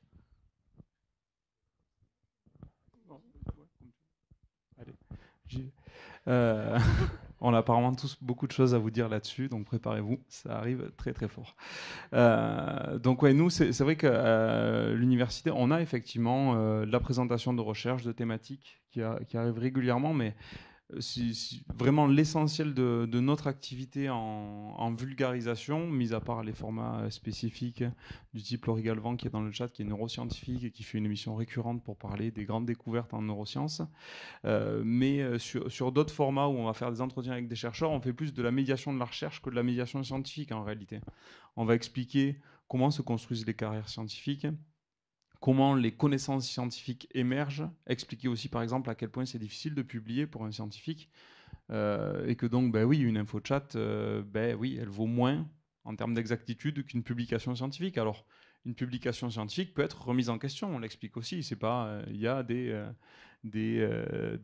publications qui sont remises en question régulièrement, et puis on vérifie, et puis il y a des erratums qui sont publiés, ça arrive, et il n'y a pas de problème avec ça, mais l'idée aussi c'est d'expliquer pourquoi on doit avoir confiance dans la recherche et la science plus que dans les autres domaines. Ça ne veut pas dire une confiance absolue, parce que oui, il y a des fois des choses qui évoluent, et la vérité scientifique d'un jour n'est pas forcément la vérité scientifique du lendemain. Mais en tout cas, vu les garde-fous qui sont mis en place, vu les obligations déontologiques autour de l'intégrité scientifique qui existent aussi, et les poursuites de plus en plus récurrentes sur le volet académique des chercheurs qui plagient, qui ne sont pas suffisamment rigoureux, on peut aujourd'hui se dire quand même on peut quand même globalement faire confiance à la recherche. Et donc c'est aussi ça qu'on fait. Ben voilà, un chercheur qui nous dit ben là je vous présente un papier, j'ai publié dans telle grande revue internationale. Ben, vous savez quoi, c'est la 6e fois que je le proposais à des revues pour qu'il soit publié. Alors il a été rejeté 2 fois, puis je le retravaillais, puis ensuite ça a été que des demandes de correction, puis finalement j'ai réussi à être publié. C'est dire à quel point c'est difficile et à quel point donner une information scientifique et la délivrer au sein du monde de la recherche, c'est pas facile et c'est très vérifié. Donc cette idée de faire de la vulgarisation de comment se fait la recherche, au moins la recherche publique pour ce qui nous concerne, oui, on le fait et on essaie de le faire beaucoup. L'aspect vulgariser les métiers, c'est un truc qu'on a fait un peu aussi. On avait fait une série qui s'appelait Les métiers du spatial, qu'on continuera peut-être un jour, où l'idée c'était de prendre une thématique et d'avoir 3-4 personnes qui bossent sur cette thématique pour vraiment raconter leur quotidien. Et c'était une émission qui était destinée aux lycéens et aux jeunes étudiants qui justement se demandent qui disent « Ah tiens, j'aimerais bien travailler dans le spatial, mais qu'est-ce que je pourrais faire ?»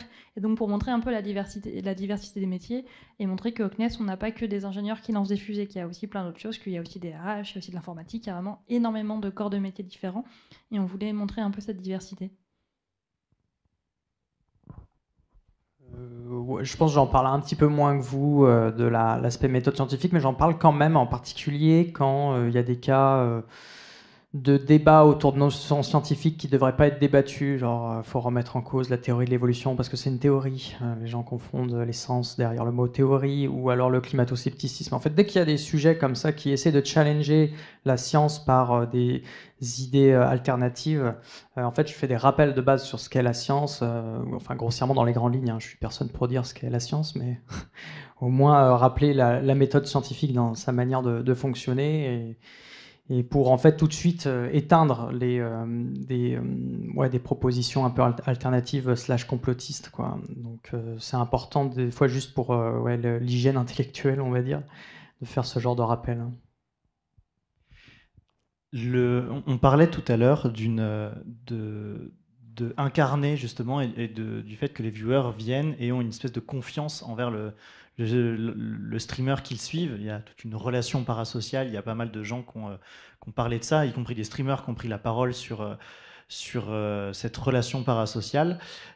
Justement, est-ce qu'une chaîne Twitch, moi c'est une question que je vous avais posée en préparant cette table ronde, est-ce qu'une chaîne Twitch doit être incarnée et justement jouer sur cette relation avec les streamers, parce que c'est quelque chose, c'est l'ADN de Twitch aussi, d'avoir une discussion à bâton rompu avec des personnes que pourtant on ne connaît pas et qui sont derrière leur écran, on ne sait pas qui elles sont.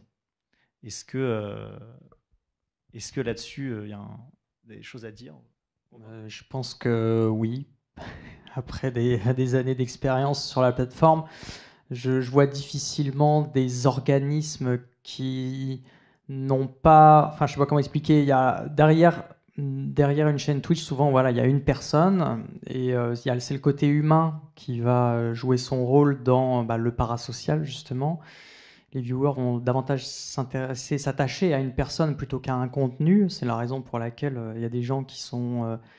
des gros streamers qui jouent à un même contenu qu'un petit streamer. Les deux ont beau avoir la même qualité d'animation, il va y avoir une différence de x10 ou x100 ou x1000 entre le nombre de viewers, parce que il y a le gros streamer qui est là depuis longtemps, qui a eu le temps de se créer une communauté, parce que humainement il a partagé plus d'aventures avec les viewers. Donc je pense que le côté humain est primordial dans la construction d'une chaîne, si on souhaite en tout cas la faire grandir.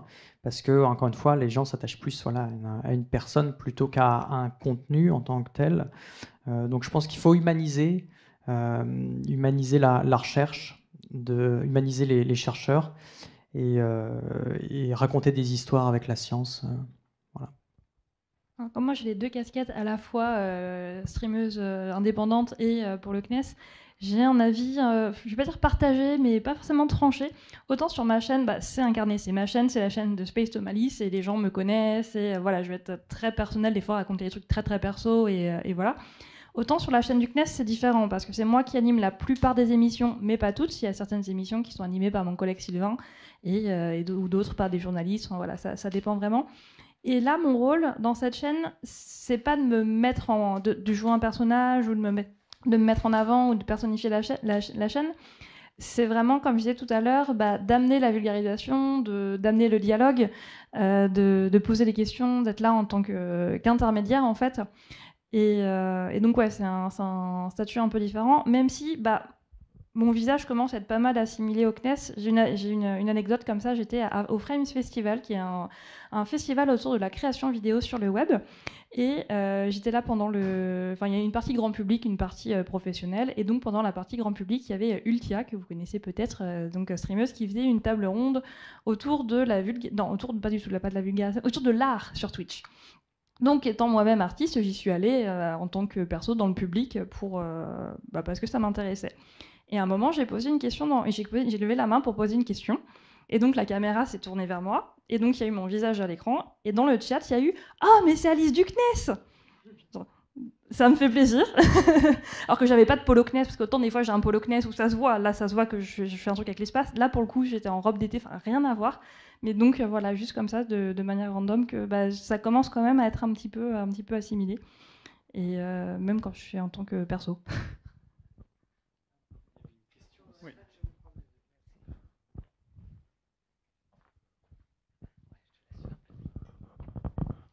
Merci.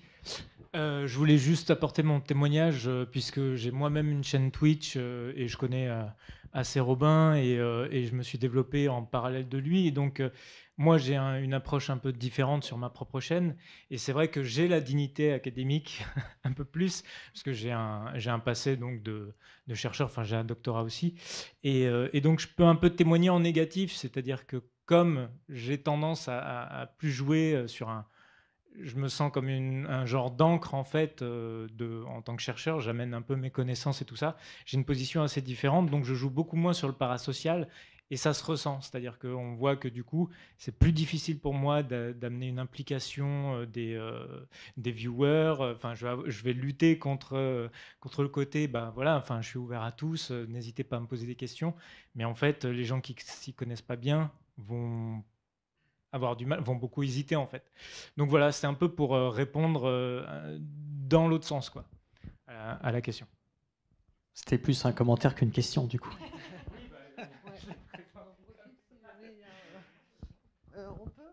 Oui, oui. Oui, on a une autre intervention de quelqu'un. Je peux y aller ? Okay. Oui. Oui, j'ai plusieurs questions, mais je vais pas vous faire une liste à la Prévert. Juste une première question, c'était, vous avez parlé d'autres formats possibles. Je voulais savoir si vous avez expérimenté d'autres formats de vulgarisation que sur Twitch. Alors, Robin et moi, on a commencé sur YouTube. En mode, on fait des vidéos tout seul dans notre chambre, quoi, je pense, clairement. Moi, je sais que pour le CNES, donc là, je m'occupe de leur chaîne Twitch, mais je fais aussi des vidéos pour eux sur TikTok et Instagram, donc des formats incarnés ou pas, d'ailleurs. Donc il y a ça aussi, et j'ai expérimenté le livre aussi. Voilà. Je me suis essayé à TikTok aussi à un moment. C'est encore différent, c'est encore d'autres codes, d'autres manières de faire. En utilisant un peu les trends, les musiques et les danses et les choses comme ça, et en les détournant à des fins éducatives, ça peut être un peu rigolo, c'est ce que j'ai essayé. Enfin, vous pouvez regarder si ça vous intéresse, je sais plus. Non, mais oui, donc si, c'est intéressant, je pense, mais c'est encore une fois d'autres contenus, quand même, c'est quand même plus court. Enfin, maintenant, je continue en fait d'investir les réseaux comme Insta et TikTok pour les réels, les formats courts, mais là, ça va plus être des rediffs de ma chaîne Twitch qui seront un peu coupés, synthétisés pour faire un format d'1 minute pour apprendre une petite chose, par exemple. Parce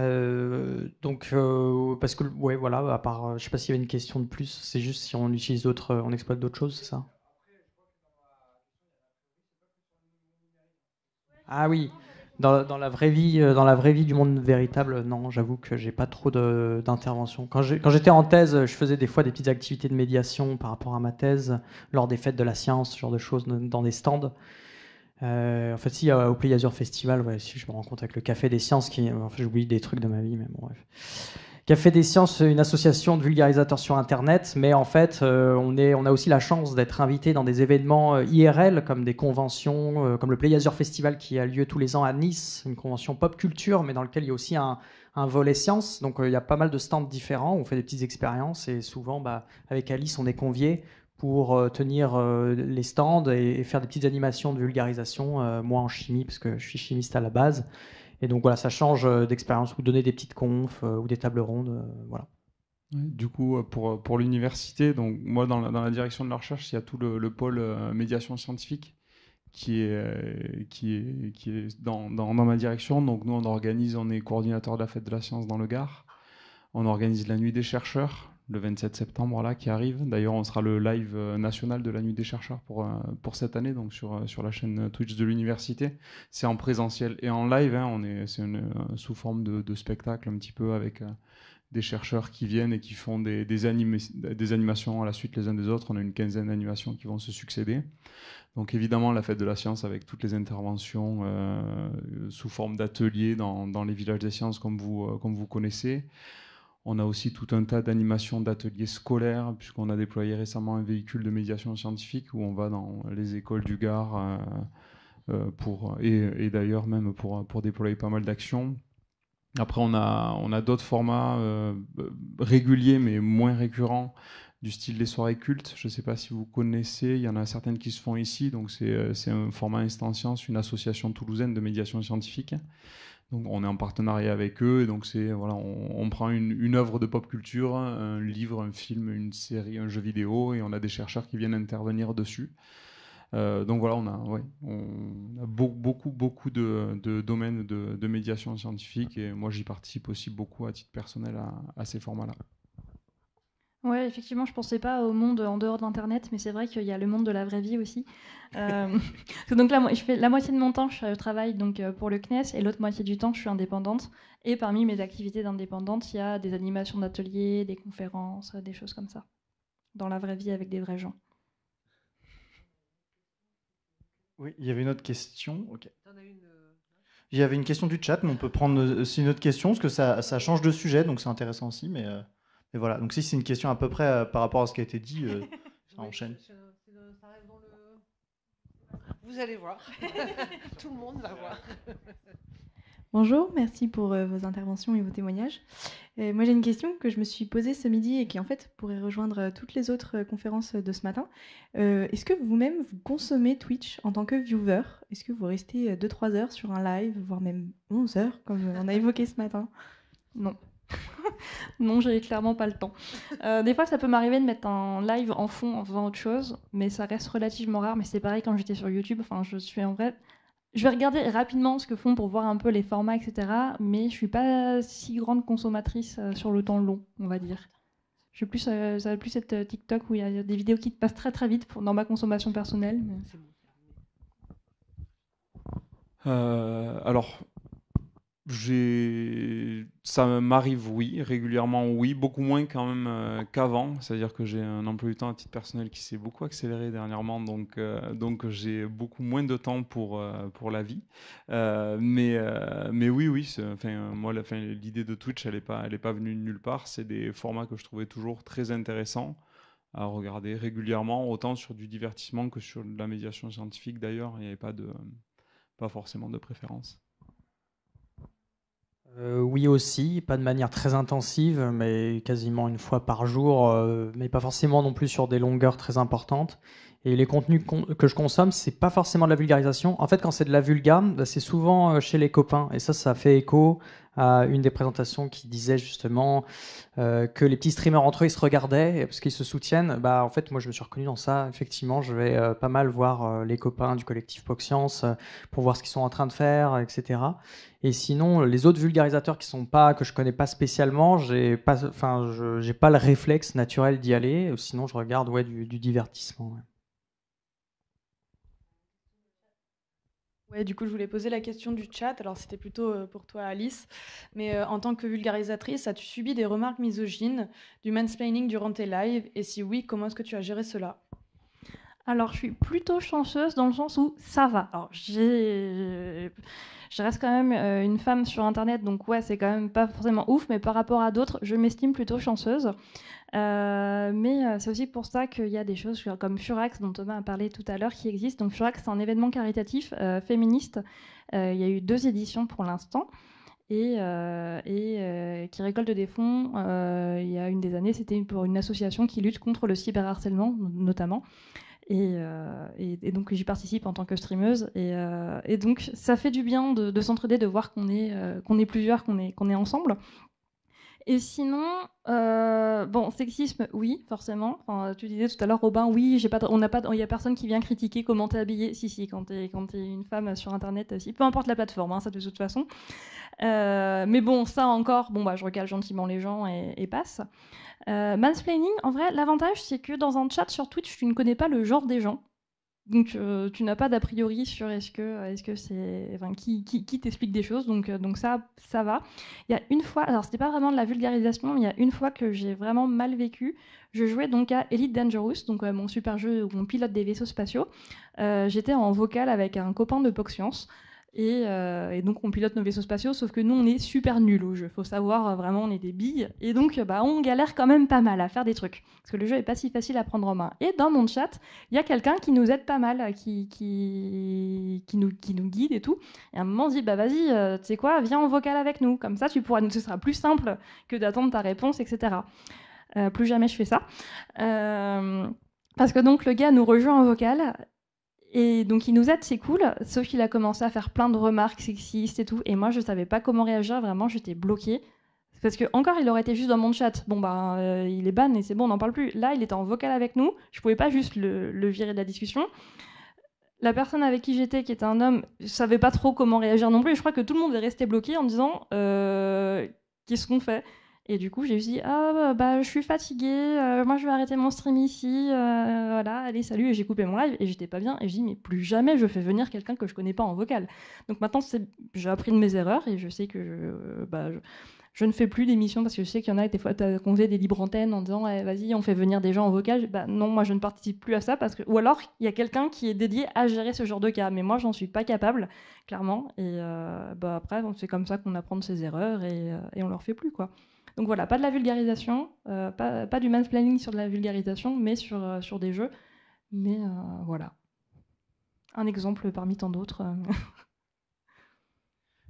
On parlait tout à l'heure tu évoquais aussi le fait d'être en réseau et c'est super important d'être accompagné, d'être entouré aussi par d'autres streamers de vulgarisation.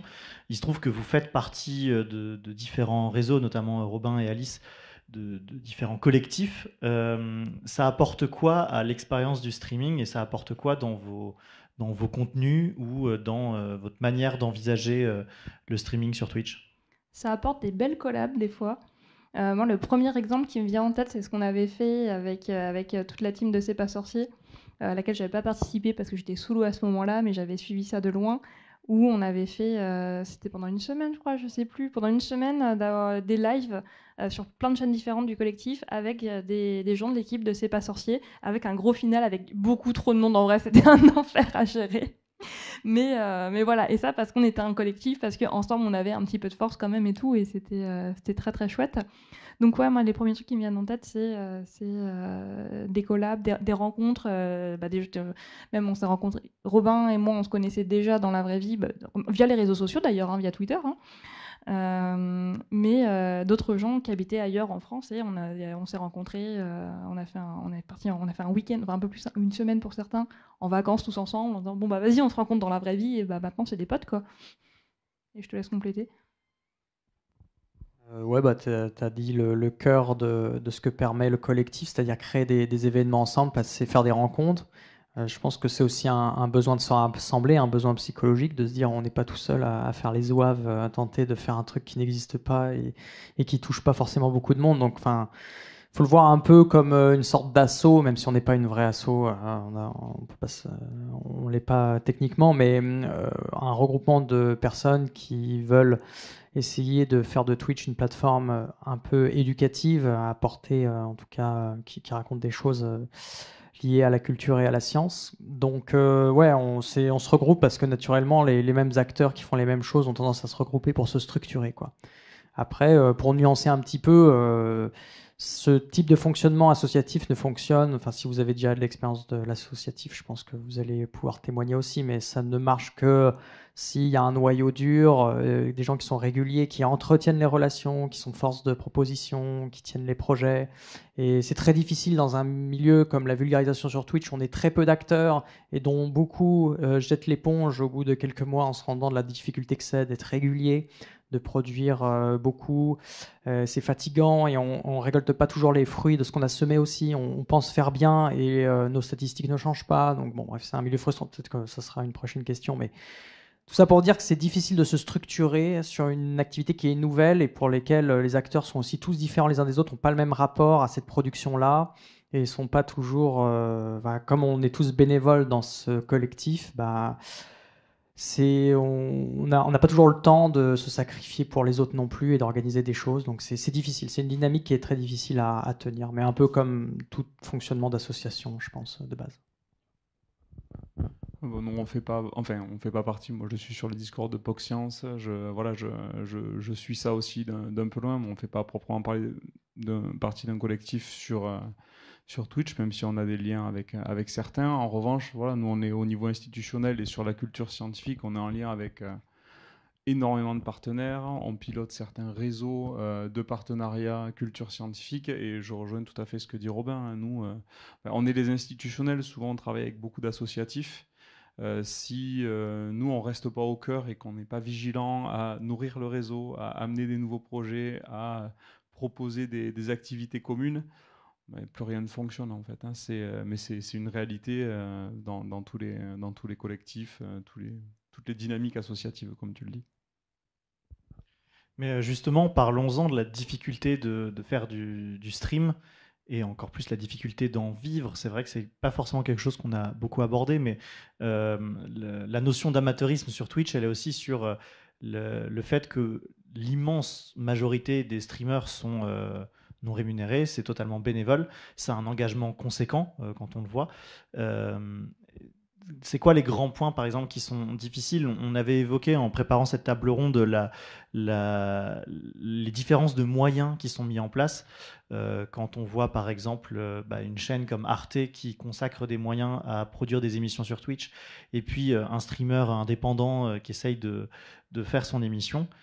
Comment on le vit quand on est streamer? Et à part cette idée de métier-passion, c'est quoi les challenges qui se posent pour réussir à développer une communauté et pouvoir faire du streaming, pas forcément en vivre, mais en tout cas en faire de manière pérenne? Grosse question, hein, je suis désolé. Alors pour ce qui est de vivre de Twitch pleinement, il y a très très peu de gens qui y arrivent parce que donc le système de rémunération sur Twitch, c'est via soit des opérations avec des partenaires, des marques, tout ça, soit la plus grosse partie, c'est via les dons, les subs des spectateurs qui en fait peuvent s'abonner tous les mois. Il y a la moitié qui va pour Twitch et la moitié qui va dans la poche des streamers, donc ça fait vraiment pas beaucoup. Et donc ouais, vivre pleinement de ça, en vrai, c'est très très rare. Il y a vraiment très très peu de gens qui y arrivent, et donc c'est vraiment entre Arte par exemple ou nous, je prends ma casquette de Alice là, nous qui streamons depuis notre chambre, c'est pas du tout la même échelle, c'est pas les mêmes moyens, et un plateau comme Scope par exemple pour Arte, c'est comme un plateau télé en fait. Il y a des gens qui sont à la réal, il y a des gens qui sont en cadrage, il y a un ingé son, il y a des trucs qui sont rédigés, tout n'est pas rédigé en avance, il y a quand même aussi les questions, il y a un script d'émission, etc. Ce que nous, on va pas avoir. Et le CNES, sur ça, se situe un peu entre les deux, parce que la plupart des émissions sont des émissions petit budget, on va dire, où, moi j'ai mon setup de stream, j'ai tout le monde qui est sur Zoom, et ça demande pas beaucoup de moyens. Et au final, sur ça, je suis payée pour faire ça, c'est mon mi-temps, je suis salariée pour faire ça. Donc ça, sur ça, du coup, il n'y a pas de pression de chiffres ou quoi, on s'en fiche, que le stream il marche ou qu'il marche pas, le stream a lieu, moi je suis payée pareil, quoi. Et la chaîne du CNES n'est pas monétisée, les gens ne peuvent pas sub à la chaîne du CNES, le but n'est pas de faire de l'argent dessus. Et je voulais en venir quelque part, mais je sais plus où, donc je vais laisser le micro, et si ça me revient...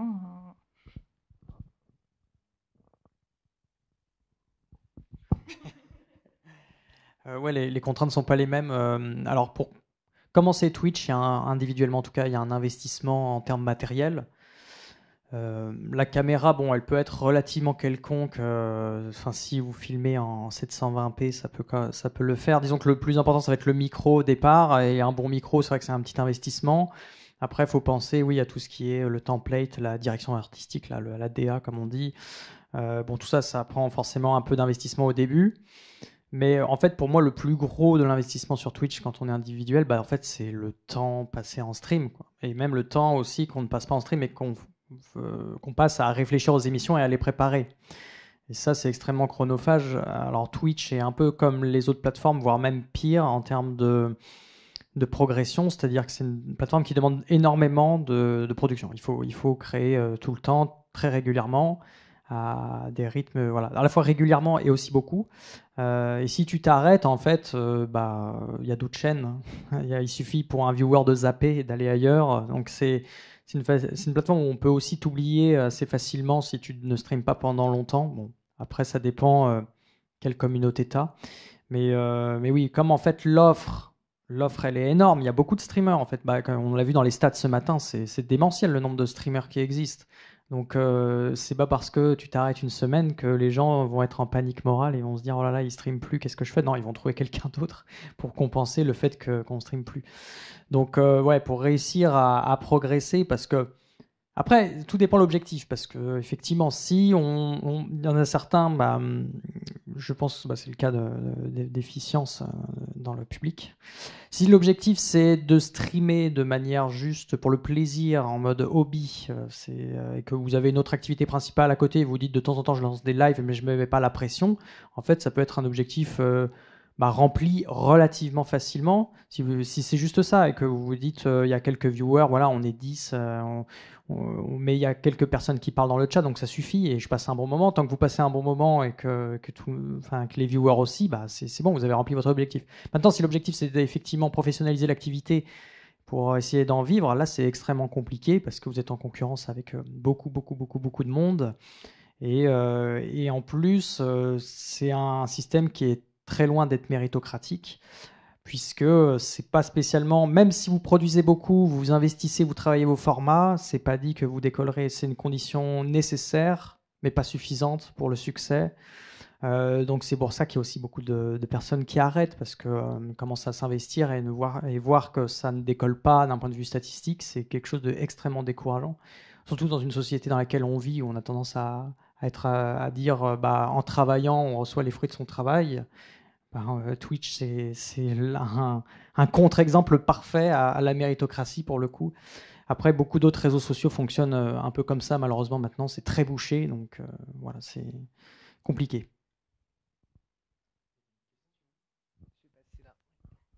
Justement, on parle de réussite. Alice, tu as mentionné beaucoup, tu as dit beaucoup, on voit si ça marche, si ça marche pas.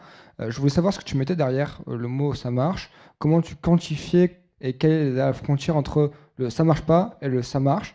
Est-ce que tu as des exemples? Et est-ce qu'il y a des moments où pour toi ça a marché, mais pas pour ta direction du CNES par exemple? Alors, sur ma chaîne perso, j'estime que ça marche quand j'ai passé un bon moment. Donc c'est facile, même s'il y a 4 personnes. Si moi j'ai passé un bon moment à faire mes dessins, j'estime que ça a marché. Côté CNES, je sais pas. C'est pas une question facile en vrai, parce que en fait, je me base sur une moyenne. Dans ma tête, hein, c'est vraiment, j'y réponds comme ça là sur le tas. Mais on a commencé à faire des émissions sur Twitch relativement régulièrement, j'entends une fois par mois, pendant la deuxième mission de Thomas Pesquet, quand moi j'ai rejoint le CNES, où on faisait des émissions qui s'appelaient En direct du CADMOS. Donc le CADMOS, c'est un endroit au CNES d'où sont gérées les expériences scientifiques qui ont lieu à bord de la Station spatiale internationale. Et donc le but, c'était de montrer comment ils préparent les expériences, comment ils les font avec les astronautes et comment après les retombées qu'il peut y avoir, etc. Donc on avait prévu une série d'émissions. Et là, ça marchait plutôt bien.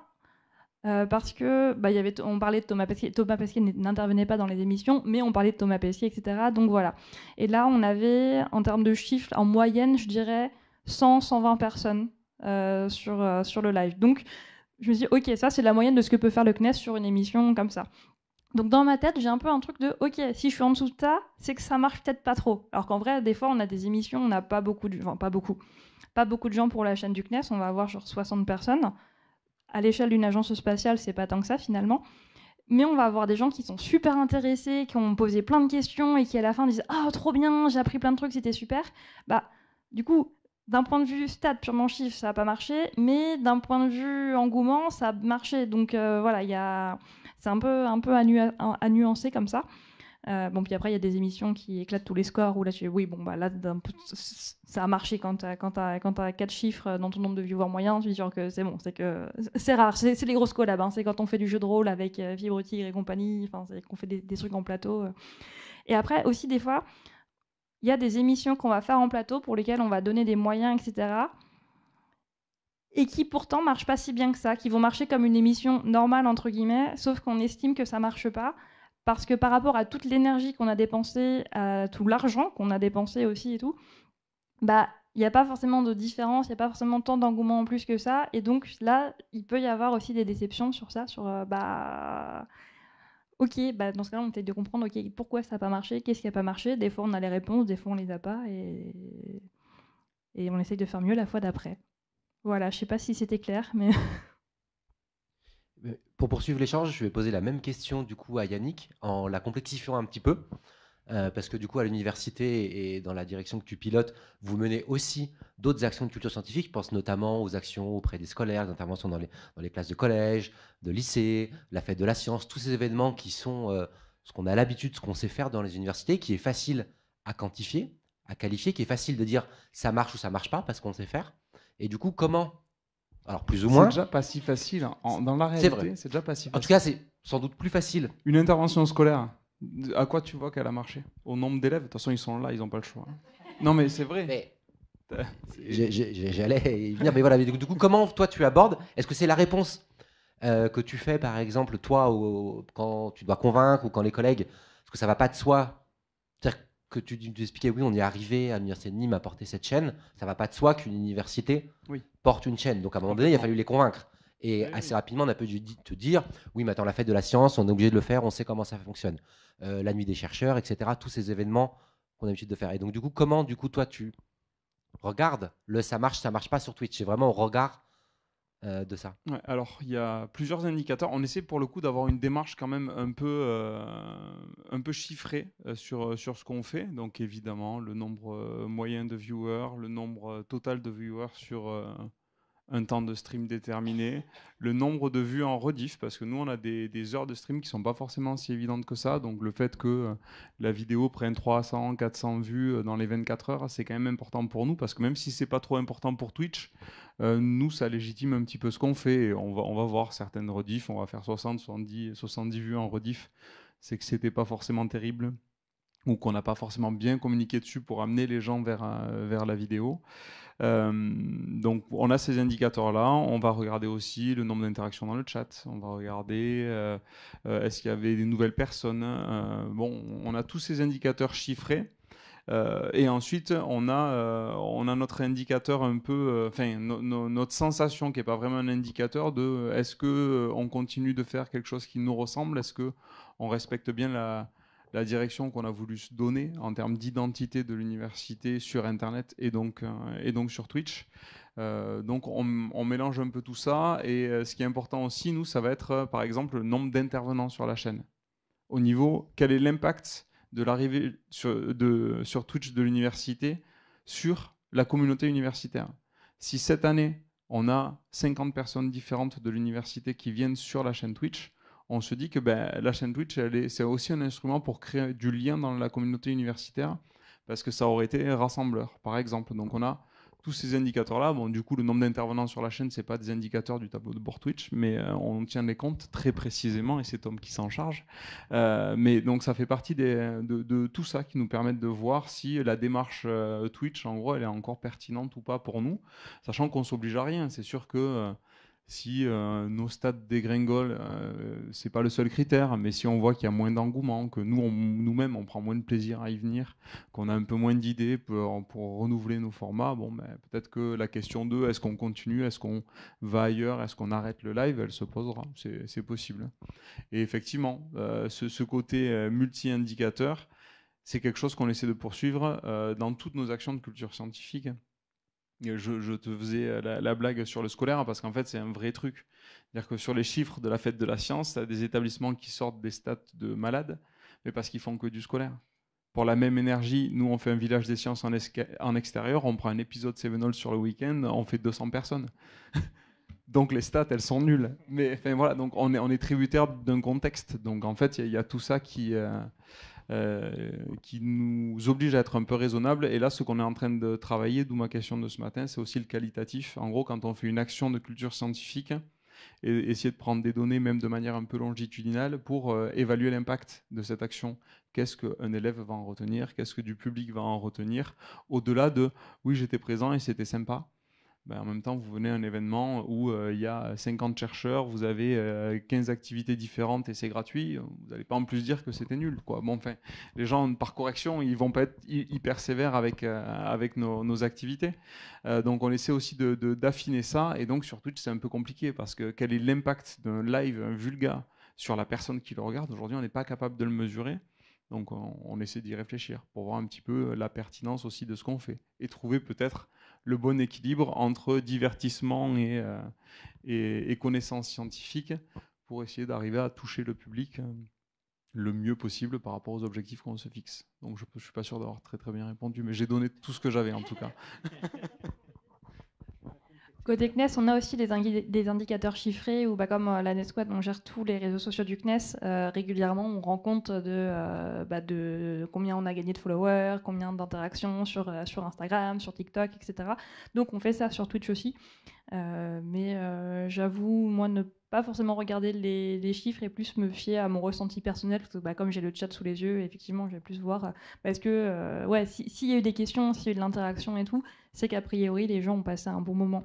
Et ça, c'est peut-être ma conviction personnelle, mais je préfère faire quelque chose qui touche moins de gens, mais qui les touche mieux, enfin que vraiment ils ont passé un bon moment et ils en ressortiront avec quelque chose, plutôt que d'avoir plein de gens et qu'en fait tout le monde s'en fiche parce que tout le monde fait un truc en même temps et écoute pas ou dort ou n'importe quoi.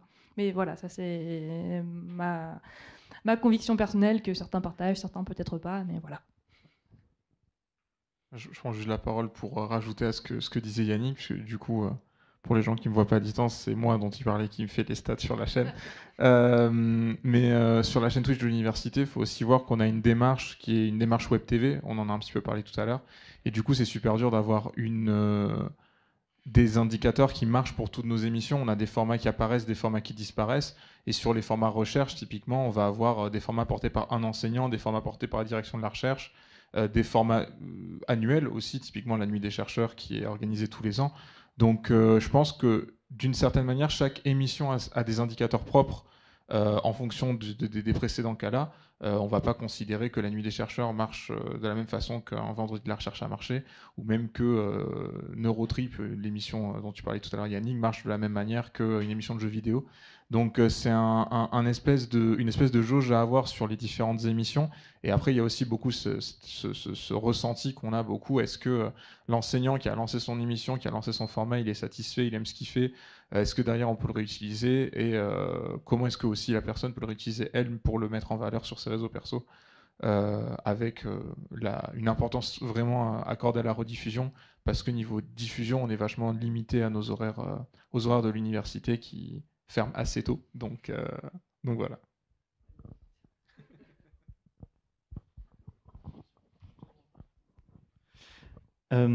Merci pour le petit complément. Est-ce que, parce qu'on parle beaucoup des indicateurs, etc., il se trouve que je faisais l'analogie quand on en discutait en amont de cette table ronde, j'avais fait l'analogie avec YouTube en disant mais YouTube, au bout de quelques années d'existence, on avait des vulgarisateurs sur YouTube qui étaient de notoriété publique au même titre que des streamers, que des créateurs de contenu sur des domaines totalement différents, du jeu vidéo et tout. On a vu apparaître de très gros noms, des Nota Bene, des y-pensés qui dépassaient même le million symbolique d'abonnés, donc c'était assez gros. Et j'ai l'impression qu'on n'a pas cette tendance sur Twitch à l'heure actuelle en termes de streamers, de vulgarisation, de notoriété publique. C'est quoi votre analyse là-dessus? À votre avis, quelles peuvent être les barrières, les limites qu'on peut avoir ou les besoins même que vous pourriez identifier parce que, bah voilà, alors après, YouTube et Twitch sont pas comparés non plus, on l'a vu ce matin, c'est deux plateformes différentes. Mais justement, c'est quoi votre analyse sur la question? Bah effectivement, comme dit, c'est deux plateformes différentes. Pour revenir sur ce qui a été dit ce matin aussi, dans les noms que tu as cités, il y en a beaucoup qui sont sur Twitch aujourd'hui, mais qui sont pas forcément aussi connus. Je sais que Y Penser fait des trucs sur. J'ai jamais regardé, mais je sais qu'il fait des trucs. Il fait des lives, ouais. Il fait des lives. Et comme beaucoup, effectivement, il y en a qui se sont tournés vers Twitch plutôt que YouTube. Après, pourquoi il n'y a pas forcément de gros noms de vulgarisation qui ressortent? À première vue, j'aurais tendance à dire parce que c'est pas l'objectif de la plateforme de base. De base, Twitch a été créé pour streamer du jeu vidéo. Et tout ce qui n'est pas du jeu vidéo a encore du mal à sortir, même s'il y a de plus en plus de formats discussion et tout qui se font. Mais ça reste pas la plus grosse partie de Twitch, quoi. Je sais pas si vous voulez ajouter quelque chose. Moi, je pense qu'aussi les plateformes fonctionnent un peu différemment. Il y a une époque, alors c'est peut-être moins vrai aujourd'hui sur YouTube, mais peut-être que justement les pionniers de la vulgarisation sur YouTube, ils ont un peu profité d'être les premiers.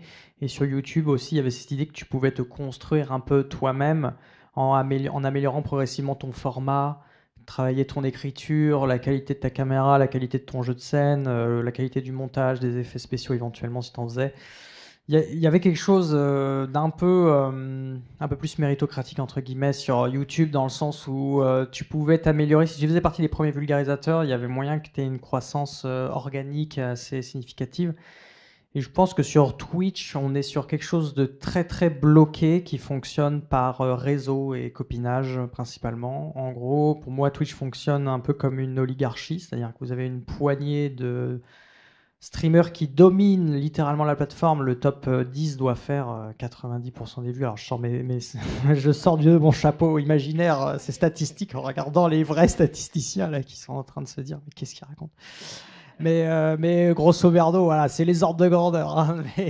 Mais voilà, ce qu'il y a d'assez injuste sur Twitch, c'est quand même que c'est une poignée qui domine littéralement le flux de viewers. Et si tu ne rentres pas dans ce cercle d'une manière ou d'une autre, en fait, tu auras beaucoup de mal à être visible, quoi. Et contrairement à YouTube, où YouTube fonctionnait peut-être moins au réseau, alors maintenant si, mais à l'époque, YouTube se construisait et tu n'avais pas besoin tout le temps d'être pote avec les premiers pour être sûr de grimper, quoi. Aujourd'hui, sur Twitch, c'est impossible de fonctionner en indépendant et en créant tout seul un contenu. Tu vas pas grimper comme ça. Il va falloir essayer d'aller chercher des collabs à droite à gauche. Essayer de te faire connaître d'une manière ou d'une autre, quoi. Et donc il n'y a pas cette croissance organique qu'il pouvait y avoir sur YouTube, voilà. Ouais, c'est effectivement sur les réseaux, les plateformes sont complètement différentes, n'ont pas du tout le même fonctionnement. Le côté réseau sur Twitch est hyper important. Et nous, il y a un truc qu'on vit un peu tout le temps, et je pense que c'est vrai pour tous les streams sciences et techno de la plateforme. Et on en parlait, je ne sais plus avec qui, sur la pause de midi. En fait, quand on va sur la catégorie sciences et techno, on tombe sur 50 mecs qui font du code. Et en fait, le stream culture scientifique, j'ai l'impression que ça existe pas mal en France. Ça n'existe pas trop à l'étranger. Il y en a un peu, mais en fait, on est quand même dans l'exploration quand même aussi. Hein. Et nous, en tant qu'université, on l'est vraiment parce que nous, on aimerait bien qu'une Paris-Saclay fasse une chaîne Twitch et fasse que des trucs qui marchent. Comme ça, on se dit on fait pareil et puis on copie et puis on voit les formats qui marchent. Mais en fait, on peut s'inspirer de rien puisqu'on est un peu les seuls à faire ce qu'on fait. Il y a d'autres initiatives proches, mais on est un peu les seuls. Donc, on explore et je pense qu'aussi les streams scientifiques, avec tout ce que tu dis, je souscris à 100%, mais je pense qu'on n'a peut-être pas encore complètement trouvé leur format qui permet d'émerger en fait aussi. Et je pense qu'il y a ces évolutions-là qui doivent encore arriver, avec certainement une place très forte à la collab, avec tout ça qui doit se réfléchir. Mais je pense que les streams scientifiques doivent encore évoluer un petit peu. Et la culture scientifique s'est fait une place sur tous les médias. Il n'y a aucune raison que ce ne soit pas le cas sur Twitch. C'est certainement en train de se construire. On n'a pas d'exemple à suivre aujourd'hui parce que rien n'a encore vraiment marché. Oh. Ouais, c'est ça. On n'a pas trouvé ça, on n'a pas trouvé l'exemple à suivre parce qu'aujourd'hui, les streamers, il y a une dynamique de copier ce qui marche. Hein, et puis voilà. Et en fait, en culture scientifique, ce sera certainement pareil. Mais il faut encore expérimenter. Il va falloir encore du temps. Et peut-être que ça prendra beaucoup de temps. Mais moi, je suis assez persuadé que, vu que historiquement, ça a fait sa place partout, ça le fera aussi sur Twitch. Après, il y a toujours le côté, on est quand même pas mal dans une bulle, et c'est ce qui se disait ce matin aussi, c'est que si on se met l'étiquette science, les gens vont pas venir. Non, moi je vais sur Twitch, je viens pas. Moi j'ai des éléments pour être pour aller dans ton sens. En fait, je pense qu'aussi Twitch est à différencier de YouTube par rapport à la vision, à la place de ces plateformes dans le grand public. Aujourd'hui, YouTube, c'est mainstream. Toutes les générations consomment YouTube. C'est devenu un truc normal. Même nos parents, ils connaissent YouTube maintenant. Alors, qu'est-ce que vos parents, ils connaissent Twitch ? Twitch, il y a encore cette image très underground. En fait, ce que je veux dire, c'est que c'est générationnel. Twitch, c'est très générationnel, c'est très underground. Ça a cette image un peu jeu vidéo ou contenu un peu libre antenne bizarre pour la plupart des gens qui ne sont pas dans le domaine. Et donc, en fait, nous, en allant sur Twitch, on filtre en fait une partie de la population qui commence à un certain âge assez mature. Et pourtant, c'est ces gens-là plus âgés qui pourraient venir en fait sur Twitch pour voir nos contenus scientifiques. Parce que ce que j'ai remarqué, c'est que moi, dans les premiers qui m'ont suivi, en fait, c'était des gens qui avaient le temps de regarder du contenu un peu éducatif. Et c'est souvent, quand tu es plus âgé, que tu as changé un peu ton rythme de vie, que tu es capable de te mettre, de t'instaurer, de t'organiser ton emploi du temps pour insérer quelques contenus un peu plus intellectuels. Et ces personnes-là, aujourd'hui, elles consomment surtout, je pense, YouTube pour avoir de la vulgarisation. Quand je vois par exemple les lives que fait l'Espace des Sciences à Rennes, qui font des conférences en live, je vois un peu le profil type de l'audience. C'est des personnes plutôt âgées. Ces gens, je pense, que regardent de la vulgarisation sur YouTube, mais en fait, parce qu'ils connaissent pas Twitch, ou ils pensent que Twitch, ce n'est que du jeu vidéo, alors qu'en fait, ça pourrait être directement notre public. En fait, c'est des gens qui, s'ils sont prêts à venir à suivre des conférences, soit directement dans les gradins ou même en live, parce qu'ils font quand même plusieurs centaines de viewers sur leur YouTube live. S'ils savaient qu'il y avait l'équivalent sur Twitch, je pense que ces gens-là, ils iraient. Donc je pense qu'il y a aussi un problème générationnel qui fait qu'on est sur une plateforme qui normalement s'adresse à plutôt des jeunes, mais pas trop jeunes non plus, parce qu'après c'est TikTok, mais on est une plateforme qui filtre beaucoup, alors qu'en fait, les premiers à s'intéresser à notre format, c'est des personnes plus âgées. Donc on est sur un créneau au moins où il y a un problème à ce niveau-là. Alors je tiens à dire que ma grand-mère est sur Twitch. En tant que vieweuse, mais voilà, c'est tout. Et sache que c'est pas la seule grand-mère de la salle qui est sur Twitch. Ah. Mais alors, moi, je suis un peu partagé parce qu'en faisant des événements en présentiel, effectivement, tu as des formats type conférences très traditionnels qui vont attirer un public un peu plus âgé. Moi, j'ai pas mal de formats culture scientifique qui vont attirer vraiment le public Twitch jeune adulte. Et on remplit des salles avec du public jeune adulte. Après, j'ai pas de solution. Hein. J'ai pas la réponse à la question, mais je me dis c'est pas si simple que ça de me dire tu vas sur Twitch et t'as pas envie de regarder des trucs science. Je suis vraiment pas certain de ça, moi. Mais j'ai pas plus. Je pense que c'est pas forcément j'ai pas envie de regarder du contenu science, je me pose même pas la question que ça existe. La catégorie science et technologie, oui. Personne la connaît, donc ça viendra sûr. même pas à l'esprit de beaucoup de gens de se dire je vais aller sur Twitch pour regarder de la science. Moi, ça m'est déjà arrivé sur ma chaîne ou sur celle du CNES, des gens qui disent mais c'est trop bien d'avoir ça sur Twitch et tout, de la vulgarisation. Je savais pas qu'il y avait de la science sur Twitch. Bah si, il y en a, mais sauf que c'est pas encore ancré dans l'esprit des gens. Il y a effectivement la question des formats et la question de la notoriété aussi de ces streams-là. Il faut quand même cette étape-là il faut qu'elle soit passée aussi. Oui, c'est bon. Et juste pour dire, les catégories sciences et technologies, elle est souvent même pas utilisée par des streamers qui font pourtant sciences et technologies et qui préfèrent se mettre dans d'autres catégories qui sont plus vues parce que Just Chatting, par exemple, ou même talk show et podcast parfois, plutôt que une catégorie qui est consacrée aux sciences. Ce qui peut être révélateur aussi du manque de visibilité que ça a. Moi, j'avais une question du coup un peu plus pour Alice et Robin, puisque Yannick... Je pense avoir la réponse à la question, mais je voulais savoir, vous avez beaucoup parlé de la complémentarité et l'utilisation des autres réseaux pour parler de ce que vous faites sur Twitch. Je voulais savoir comment ça s'intègre dans votre quotidien, comment vous gérez la communication avant et après vos streams. Est-ce qu'il y a une régularité ou... Alors, à titre perso, c'est complètement chaotique parce que je stream pas de manière régulière et des fois, je décide le matin que je vais streamer le soir et donc, du coup, j'annonce à l'arrache sur les réseaux et ce soir, il y a stream, on va faire ça. Ou des fois, même une heure avant, genre, et dans une heure, je stream et voilà. Et pourtant, il y a quand même des gens, c'est incroyable. Mais donc ça, voilà, c'est parce que c'est perso, je me mets pas de pression dessus, je gagne pas d'argent avec ça, c'est vraiment, je le fais parce que j'ai envie.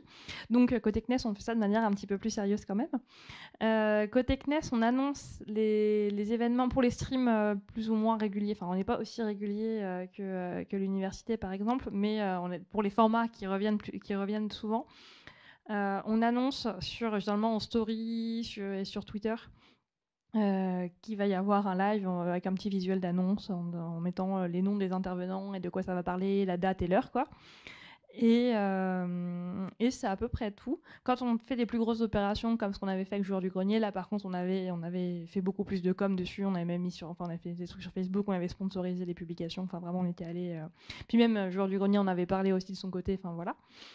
Et donc ça c'est pour ce qui est avant le stream. Et sinon après. On essaye, on ne le fait pas forcément tout le temps parce qu'on a des moyens humains limités aussi et d'autres choses à faire. J'ai fait quelques best-of, par exemple quand on a fait le Kerbal Space Programme, j'ai fait des best-of de toutes les fusées qui explosent, des trucs comme ça, des trucs un peu à la con comme ça parce que c'est marrant. Et j'aimerais bien réussir à faire plus de trucs à base des clips. Genre, par exemple, de me dire, bon, bah voilà, si je sais que j'ai des clips qui sont faits, qui sont prêts à être publiés, entre guillemets, juste je rajoute des sous-titres parce que c'est important les sous-titres. Et je peux le publier comme ça. Mais j'ai pas.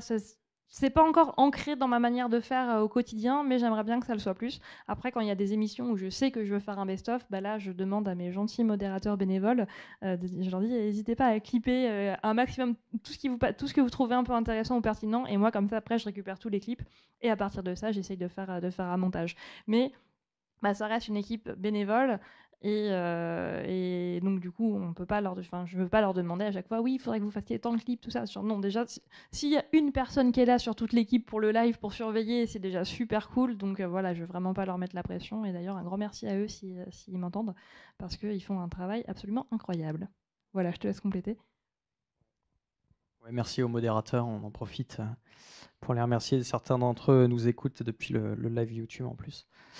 Je suis un peu comme Alice. J'ai eu des périodes où j'étais quand même assez régulier sur mes manières de communiquer sur d'autres réseaux sociaux. Où je faisais. Là, j'ai repris depuis cette semaine. Je fais des réels Insta qui sont des montages de parties de live où en général je fais des résumés d'articles de vulgarisation scientifique. Donc, en fait, la difficulté d'être sur d'autres réseaux sociaux, c'est que chaque réseau en fait a besoin, maintenant fonctionne un peu de manière fermée, c'est-à-dire que les réseaux sociaux vont pas trop aimer que tu publies des liens pour aller ailleurs. Ils vont un peu te shadow ban, on dit. Genre sur Twitter, maintenant vous mettez des liens pour faire la pub de votre chaîne Twitch, en fait Twitter va comprendre que vous envoyez tout le temps les gens ailleurs et ils vont dire ce compte-là, on va lui donner de moins en moins de visibilité. Mais c'est comme ça que j'ai arrêté de puber mes lives sur Twitter. Parce que quand tu te retrouves avec plus du tout d'interaction, tu te poses des questions. Et du coup, en fait, maintenant, individuellement, les réseaux, ils fonctionnent vraiment de manière fermée, où il faut produire pour le réseau, pour que les gens restent sur le réseau. Donc, c'est un temps faramineux. Et si tu veux te concentrer sur Twitch et produire des live Twitch, tu n'as pas forcément le temps non plus d'investir les autres réseaux. Après, ce qui va bien, un combo qui va bien avec Twitch, c'est YouTube, au moins pour les rediffusions. Quelque chose qui ne prend pas trop de temps, c'est une fois qu'un live est terminé, c'est d'envoyer la rediffusion brut de décoffrage sur une chaîne YouTube de replay, qui peut faire office un peu de vitrine et permettre à des gens qui se baladent au hasard dans YouTube avec les bons mots-clés de tomber sur toi. Mais à part ça, tout le reste, c'est quand même très chronophage parce que en vrai, si tu veux valoriser un contenu live après en vidéo, ça demande forcément du montage. Même sur YouTube, en fait, si tu veux que ta vidéo YouTube soit vraiment vue, il faut la transformer en best-of, il faut la cutter, il faut faire des effets, il faut rendre ça rigolo. Et c'est un travail démentiel. Et quand déjà il faut produire des lives, tu deviens vite fou avec ça, quoi. Donc c'est une question de gestion du temps. Et comme oui, c'est vrai que pour rebondir sur la question de tout à l'heure, j'ai pas aujourd'hui par rapport à la professionnalisation, pardon. Aujourd'hui, il n'y a aucun streamer qui vit vraiment de vulgarisation qui vit à 100% de son activité de vulgarisation sur Twitch. En général, tout le monde a des activités secondaires de prestations, de formation. Moi-même, j'ai un CDI en tant qu'ingénieur dans une boîte qui me prend en fait à la base 100% de mon temps, mais maintenant que j'ai réduit à 80 pour laisser plus de place à Twitch. Enfin bon, bref, on commence, enfin de toute façon, si on veut commencer à produire sur Twitch, il faut toujours que ça soit d'abord une activité secondaire et pas se dire c'est tout de suite principal parce que c'est la meilleure manière de se bouffer la motivation et de se rendre compte qu'on n'y arrivera pas, quoi. Donc je connais pas aujourd'hui de cas de streamers de vulgarisation qui vivent à plein de temps de Twitch. Même ceux qui se sont professionnalisés, ils ont des activités à part pour joindre les deux bouts, sinon c'est impossible, quoi. Voilà. Et j'avais oublié, effectivement, on met les rediffusions sur YouTube aussi. Merci de me rappeler. Désolé. J'ai juste une question à vous poser. On parlait de la difficulté à atteindre certains publics sur Twitch par rapport à YouTube. Est-ce que vous pensez que ça peut être lié à la manière dont les gens consomment de la médiation scientifique de base? C'est-à-dire que pour le grand public, enfin en tout cas les publics du coup qui peuvent être concernés par Twitch, peut-être que la vision qu'on a de la médiation scientifique, ça peut être c'est un événement dans l'année ou dans le mois, c'est la fête de la science, c'est la nuit des chercheurs, c'est un atelier qu'on va venir faire dans mon école. Et Twitch, c'est un format qui, par nature, en fait, fonctionne pas comme ça. C'est un format où on va aller régulièrement retrouver quelqu'un. Un côté moins événementiel même qu'une vidéo YouTube. Je pense aux vulgarisateurs qui, des fois, sortent une vidéo dans le mois sur YouTube. C'est un truc monté vu comme un événement. Peut-être, est-ce que vous pensez qu'on peut pallier à ce manque de visibilité sur la plateforme et à ce manque de culture de consommation de vulgarisation sur Twitch en acclimatant les gens, en leur expliquant que la médiation, ça peut être quelque chose qu'on fait au quotidien, qu'on fait sur un temps long, et c'est pas forcément un événement dans le mois ou dans l'année, contrairement à la culture qu'on peut en avoir peut-être aujourd'hui. J'aurais tendance à dire oui, mais... Comment acclimater les gens? Oui, c'est bon. Ça serait quoi les stratégies pour faire comprendre aux gens que le temps long, c'est bien aussi? Je sais, en fait, je n'ai pas trop d'éléments de réponse. Peut-être que Yannick, toi, t'en as. Alors, je trouve que c'est pas beau ce que tu fais, Tom, parce que normalement, tu es censé bosser avec moi et donc pas me mettre en difficulté sur les questions. Donc, bon, je trouve ça un peu pas très sympa, mais je peux pas dire que je suis vraiment étonné non plus. Donc ouais, effectivement, non, mais ça peut être une clé. Après, comment on le fait, c'est une vraie question. C'est vrai que orienter une stratégie de communication sur ça et effectivement utiliser une chaîne YouTube comme vitrine pour montrer qu'il faut se retrouver sur Twitch pour avoir la chance d'interagir en fait, pour mieux comprendre, pour aller chercher de la connaissance en matière première. Mais effectivement, tout ça, ça demande pas mal de choses. Et du coup, j'ai même oublié le début de ta question. Mais ok, c'est bon. Du coup, j'ai bien répondu apparemment. Ouais, le temps long. En plus, moi, j'ai l'impression de lutter contre les tendances de notre société moderne. Attention, instant boomer. J'ai l'impression de lutter contre toute cette nouvelle mode des réseaux sociaux, des formats courts, quoi, et de tout ce que TikTok a volé à notre âme. Moi, non, c'était pas comme ça. Hein. Ouais, voilà. Avant, on prenait le temps de faire les choses. Non, mais il y a un peu ce truc-là où, en fait, il y a tellement de médias à consommer aujourd'hui qu'on est dans une forme de concurrence, de temps de cerveau disponible qui devient difficile à gérer et c'est dur de rentrer en compétition avec des formats longs posés quand en face c'est le format court qui a l'air de dominer le game. Bon, enfin peut-être pas chez toutes les catégories de la population, c'est vrai, mais ouais, c'est un peu compliqué, quoi. Donc oui, la solution sinon c'est de faire des best-of, réduire les formats, faire des formats courts pour TikTok et Insta, les réels par exemple. Ça peut être une solution, mais ça, voilà, c'est encore du travail supplémentaire, quoi.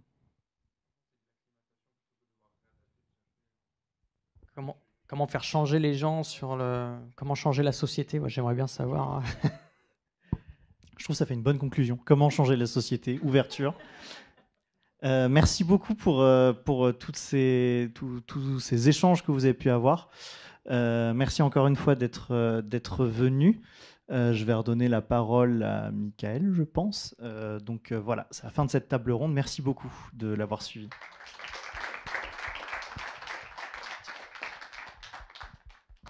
Vous vous pouvez rester là. Tu peux rester assis là, Quentin, si tu veux. Je me mets à côté. Donc la journée d'études, elle touche à sa fin. Donc je vais dire pas très longtemps quelques petits mots de conclusion et du coup de perspective après cette journée riche qui j'espère a été intéressante du coup pour vous dans la salle et pour celles et ceux qui nous suivaient du coup à distance sur YouTube. En tout cas pour moi qui est à l'organisation de cette journée, c'est déjà, moi j'ai trouvé la qualité des échanges et des discussions et des questions posées très riches et intéressantes. Donc déjà de ce point de vue là, je peux dire c'est un succès. Voilà, donc vu qu'on essaye un peu de faire ce retour là. Et je le dis d'autant plus que pour moi il y avait un vrai enjeu, c'est-à-dire que on a expérimenté, on a bricolé, on a fait des choses ici à la MSH, au sein de l'UGA, du coup sur Twitch, mais il y avait aussi, avec la volonté de cette journée d'études, de montrer que de faire de la vulgarisation scientifique sur Twitch, c'est des expériences, des expérimentations, mais c'est aussi quelque chose de légitime, un objet de recherche, un objet culturel légitime. Et c'était un peu aussi ça, un des objectifs de la journée, et notamment de faire intervenir un certain nombre de collègues voilà, qui travaillent sur ces sujets-là. Voilà, donc vraiment dans cette idée de pouvoir nourrir dans un dialogue entre les acteurs qui pratiquent et les chercheurs qui s'intéressent et qui essayent d'analyser ce qui est en train de se faire et comment l'un et l'autre peut dialoguer et peut avancer ensemble. Et je trouve qu'on l'a bien vu aujourd'hui dans la journée, dans les résonances entre ce qui était évoqué en fin de matinée et ce que vous avez apporté dans le cadre de l'échange de la table dans la table ronde. Et peut-être le point qui, moi, me semble le plus saillant et qui va, vous allez me dire, il n'est pas très original sans doute, qui est la question des publics, qui, je pense, reste centrale, qui a un peu traversé de façon croisée les différentes interventions, les questions, un certain nombre de réactions qu'il y a eu aussi dans le chat de YouTube, je devrais dire le chat Twitch de YouTube, vu comment le chat s'est déroulé. Mais voilà, c'était intéressant. On n'avait pas imaginé en amont qu'il allait avoir une sorte de hack du chat. Donc voilà, on a aussi innové dans cette journée d'études. Non mais voilà, cette question des publics qui reste, je trouve, du coup centrale, qui est très difficile, qu'on soit acteur ou chercheur, pour l'aborder, pour arriver à la qualifier, la quantifier. On l'a vu aussi dans des interventions du coup ce matin. Alors c'est rigolo parce que dans le chat à un moment donné il y avait des personnes qui mettaient en avant en disant mais oui, mais des études des publics il y en a plein qui ont été faites dans les années 80 sur les musées de sciences.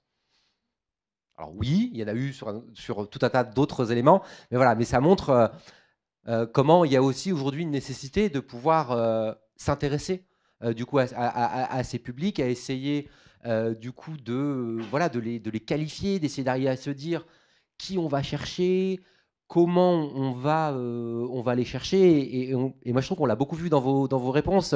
C'est pas évident.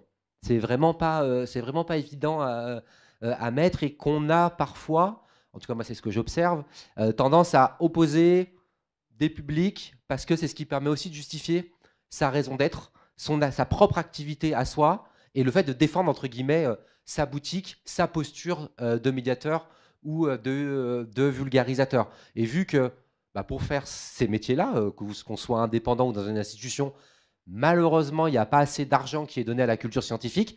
Des fois, il faut un peu batailler pour savoir si on va donner tel budget à tel endroit, du coup, ou à tel endroit. Et je trouve que cette contrainte institutionnelle qui pèse partout dans la recherche dans l'enseignement supérieur, en fait, elle nous met de côté cette question des publics qui reste du coup centrale, et voire même parfois, et je conclurai sur ce point-là, l'idée de peut-être qu'il y a beaucoup plus de complémentarité dans les publics sur ces différents dispositifs du coup de médiation de vulgarisation, de médiation, qu'il faudrait plutôt penser comme de façon cumulative. Comment l'un permet d'aller à l'autre et permet d'enclencher et fait résonance sur ce fameux temps long que vous pouviez évoquer. Et pour finir sur un petit témoignage personnel, moi je vois maintenant quand on va faire une intervention, effectivement sur des collégiens avec un public qui n'a pas le choix d'être là parce que les profs l'auront mis du coup devant nous, ils sont là. Sauf que quand vous arrivez et que vous dites en fait que vous êtes sur Twitch, que vous streamez et que vous êtes même prêt à faire un TikTok avec eux à la fin de la séance, alors même s'ils sont obligés d'être là, j'ai pas du tout la même interaction et on fait pas la même chose en termes de vulga que si j'avais pas cette expérience-là. Et Et même si cette expérience, elle se déroule à chaque fois dans un cadre institutionnel, par des dispositifs de l'université qui sont cadrés. Et voilà, et je trouvais que cette petite anecdote, elle est intéressante pour cette logique cumulative. Voilà, pour ouvrir de nouvelles perspectives, et on aura sans doute l'occasion de reparler tout ça. Donc je vous remercie toutes et tous d'être venus, pour certains, certaines d'assez loin quand même, jusqu'à Grenoble pour échanger, débattre avec nous. Et puis peut-être un dernier petit mot pour, si jamais dans des gens qui sont présents ici ou dans le chat, vous avez prévu de React cette journée d'études, allez-y, et je veux bien que vous me partagiez les liens de vos streams dans lesquels vous allez débriefer, critiquer, remettre en cause, se moquer de ce stream. Allez-y, faites-vous plaisir et transmettez-moi, à minima moi, ça m'intéresse. Voilà, parce qu'on aura l'occasion du coup d'y revenir, et puis peut-être qu'on fera peut-être une nouvelle journée d'études sur l'analyse des React de notre propre journée d'études. Voilà, et on vous réinvitera tous à Grenoble. Merci beaucoup. Merci.